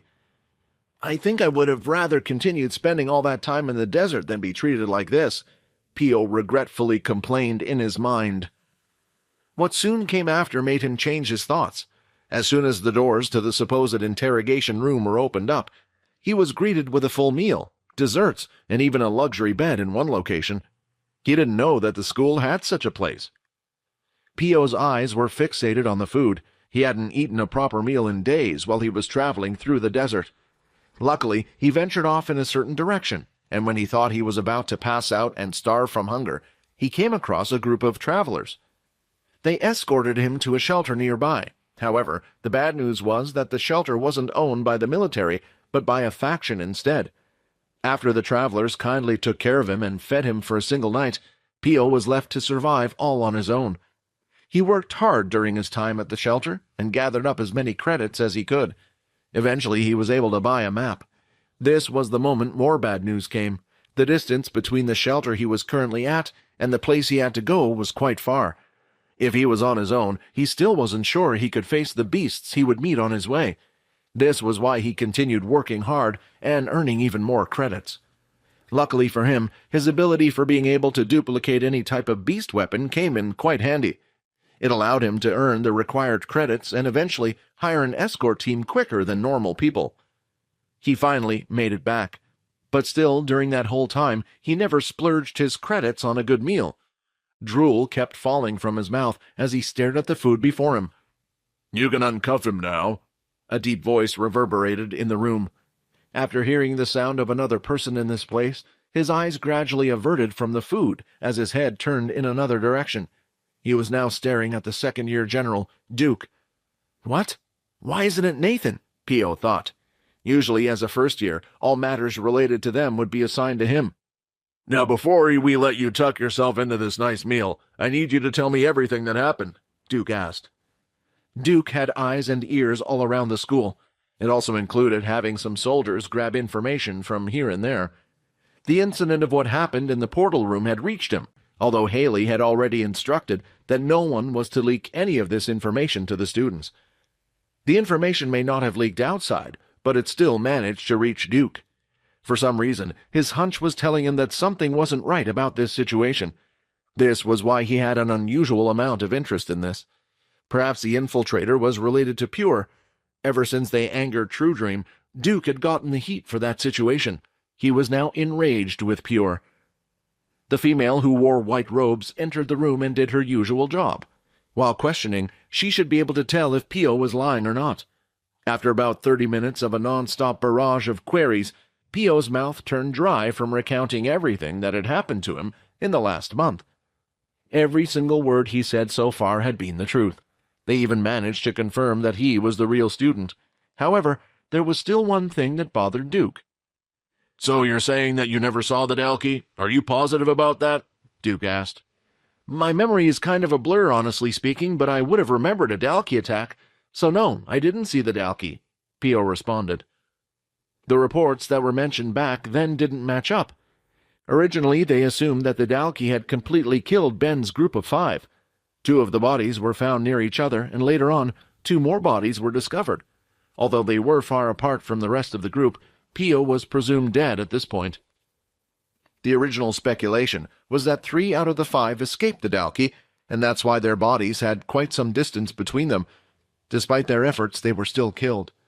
However, now that Duke thought about it more, the distance between where the bodies were found didn't make sense. The Dalki should have been able to kill both of those students in an instant. If that happened, then Pio would have remembered such an event for sure. Maybe, perhaps, the deaths of the other 2 people weren't related to the Dalki at all? Thank you. You may now enjoy your meal. Feel free to get comfortable in this room. You'll be here a while, Duke said as he stood up from his seat, left the room, and closed the door. Wait, did he say I'd be here a while?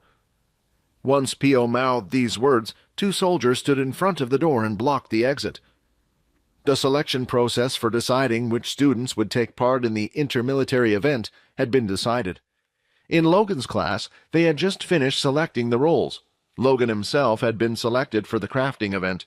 Since there were no known crafters in his class, he openly volunteered for the role. There were a few people who thought that he should have taken part in the fighting tournament instead, but he refused, saying that fighting didn't interest him. Just as the class was about to be dismissed, 4 soldiers suddenly entered the room. "We are here to collect the student known as Pio Blank," one of them announced as they scanned the area. After spotting the target, the soldiers were already moving to where Pio was. There wasn't any time to react, and Peter didn't know what to do. "Just follow along for now," Logan whispered to him. The soldiers immediately placed both of Peter's hands behind his back before cuffing him. 2 of the soldiers held Peter by the arm as they guided him out of the room. Just as they were about to leave, Logan reached out and grabbed Peter. "Where are you taking him, and for what reason? He's done nothing wrong," Logan exclaimed. "Let go of him, or should I make you let go, brat?" the soldier answered him. "This is a direct order from General Duke. If you decide to obstruct our duties, then we have permission to punish you." Logan hesitantly released his grip, but not before allowing one of his spiders to climb into Peter's sleeve. As Logan watched Peter walk away with the soldiers, he had one thought in his mind. He's being caught. The little mechanical spider was neatly tucked underneath Peter's shirt collar. It climbed up from below his sleeve and was now in the prime position for it to listen to and hear everything around it. Although the spider acted as a microphone and at times a small speaker, it was unable to be used for transmitting any video footage. The other problem was that the situation that just occurred was unexpected for Logan. He was completely unprepared and never thought that something like this might have happened. While the sound recorded by the spider was sent to the computer in his room, he could listen to it at any time later. However, that wasn't good enough. He needed to be aware of what was currently happening. Luckily for him, the soldiers who came to grab Peter did so when classes ended for the day. This allowed Logan to head back to his room as fast as possible. As he was returning, he placed his other hand on the watch on his wrist and sent out a message. "This is an emergency. Everyone is to gather right now. Peter has been caught. I repeat, Peter has been caught. Everyone meet me in my room ASAP." When the message was sent out, all of their group's watches started to light up. After what happened with True Dream, Logan made sure that the adjustments he made to everyone's watches were permanent. The messages he sent were encrypted. In addition, all of their whereabouts were also sent to Logan's computer in real time. Once they saw the message, a devastating look could be seen on their faces. If they found Peter, then it was only a matter of time before their involvement would be discovered as well. In an instant, they all quickly rushed towards the same location. When Logan entered his room, he immediately ran towards the computer and listened to the spider's transmission. However, there has barely been any sound so far. The soldiers were only silently escorting Peter. All the while they did this, they didn't say a word to each other. "That's good, Peter. We still aren't aware of how much they know yet," Logan muttered. The next thing he had to do was check where they had taken him. If things went bad, then they would perhaps be able to come up with a similar plan to the one they did with True Dream. After checking the information and looking at Peter's trail, Logan slightly raised his eyebrows. "Now, why are they taking you there?" he thought. Peter's tracks led directly to the second-year building. The school campus was mainly composed of 3 main buildings, with several smaller ones around it, almost similar to the martial arts hall. It consisted of the first-year building, the second-year building, and finally, a separate building for the teachers and soldiers who worked as guards. These people would often rotate in and out with the others from the military base. This building was also the location where important meetings would be held. When Logan was busy thinking about the possibilities, people started entering his room, the first one being Quinn. The door snapped open as he shot inside at a nearly incredible speed. "Can you close the door?" Logan asked. "Oh, my bad," Quinn said flusteredly. When returned to close the door, a few more people entered the room. Unlike Quinn, they were sweating since they rushed over as quickly as they could. Everyone, eventually, who knew about Peter was present. This also included Fex. "It's good that you're all here. I won't have to explain myself over and over again," Logan announced. "I was there in the classroom when the soldiers suddenly took him. I don't know what for, but I think we already know what it should be about. It's obvious, else why would they do this without any warning? One of my spiders is currently attached to him. However, we don't have any new information yet. There is one thing I find strange, though. They're currently heading for the second-year building." Both Vordon and Quinn reacted at the same time. They said one name: Duke. "What do we do?" Layla asked. "We have to get him out of there, right?" "Let's observe for now," Logan responded to her question. "There are many things that they could be accusing Peter of. We might have jumped the gun on this one." Everyone was now patiently waiting in silence for any new information that might come from Logan's computer. "I see you made it, P.O., Duke's voice rang out. "Please sit." Before he took a seat, P.O. glanced around the room to see how many people there were. This was perhaps in preparation for when he could find a chance to escape at one point. But rather than finding any possible weak links, he instead realized that he was in a rather luxurious room. It was somewhere he didn't even know existed on campus. When Peter finally sat down, Duke mirrored him across the long table. They looked into each other's eyes without saying anything. Both men didn't stop gazing at each other for even a second. "You're a strange one." Duke's words broke the sudden tension. "You didn't bat your eyes away from me. It seems like you're not scared of me at all, unlike the others. You seem to have similar traits to those of a trained terrorist." He now had a large grin on his face. The old Peter would have been shaking in his boots. His heart would have also beaten so loudly that he couldn't even hear his thoughts. However, right now, he felt none of it. The only thing he was aware of was the suppressed emotions of fear in his mind. He knew that he was in trouble, but his body and face weren't showing any signs of it. "Let me ask you this. What's your date of birth?" Duke started asking questions. Because it was a simple question, Peter responded instantly. Duke then continued asking similar questions like these. For every query, Peter would perfectly answer back like a machine. "Hey, he got all those questions correctly," Fex spoke. "It means we're in the clear, right?" When Fex looked around the room, he was confused as to why everyone's faces seemed to be even more concerned than before. The problem here was how quickly and perfectly he answered every question. Even to them, it almost sounded like Peter was some trained spy asked to infiltrate the school. "Well, if you say you're P.O." Duke snapped his fingers as a signal, and a guard went out of the room. A few moments later, another student was brought in. "Then who is this?" The man who was brought in was the real P.O. When the real P.O. saw a doppelganger of himself, he immediately shielded his eyes. "No, don't let me see it. Are you trying to kill me?" P.O. yelled out while continuing to cover his eyes. "What's wrong with you?" The guard said this as he gripped his arm even tighter.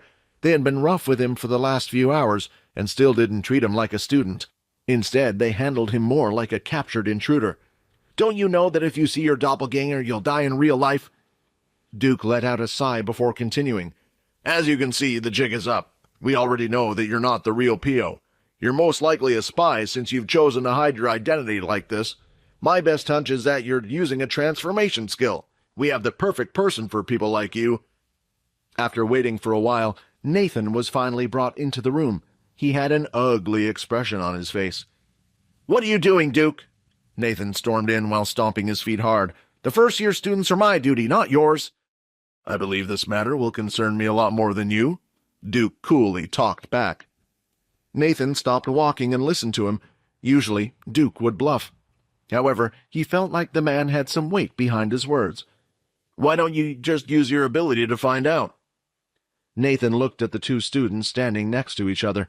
They looked almost exactly like identical twins. Although their body shapes were slightly different, it was barely noticeable. Nathan was briefed on what had happened so far. If he wasn't aware of things, he would have guessed that they were twins. After lifting his arm and pointing it between the two students, Nathan asked Duke, "The left one or right?" "The one on the left," Duke said. A large bubble-like shape started to appear in Nathan's hand. It moved and slowly started covering Peter's body from head to toe.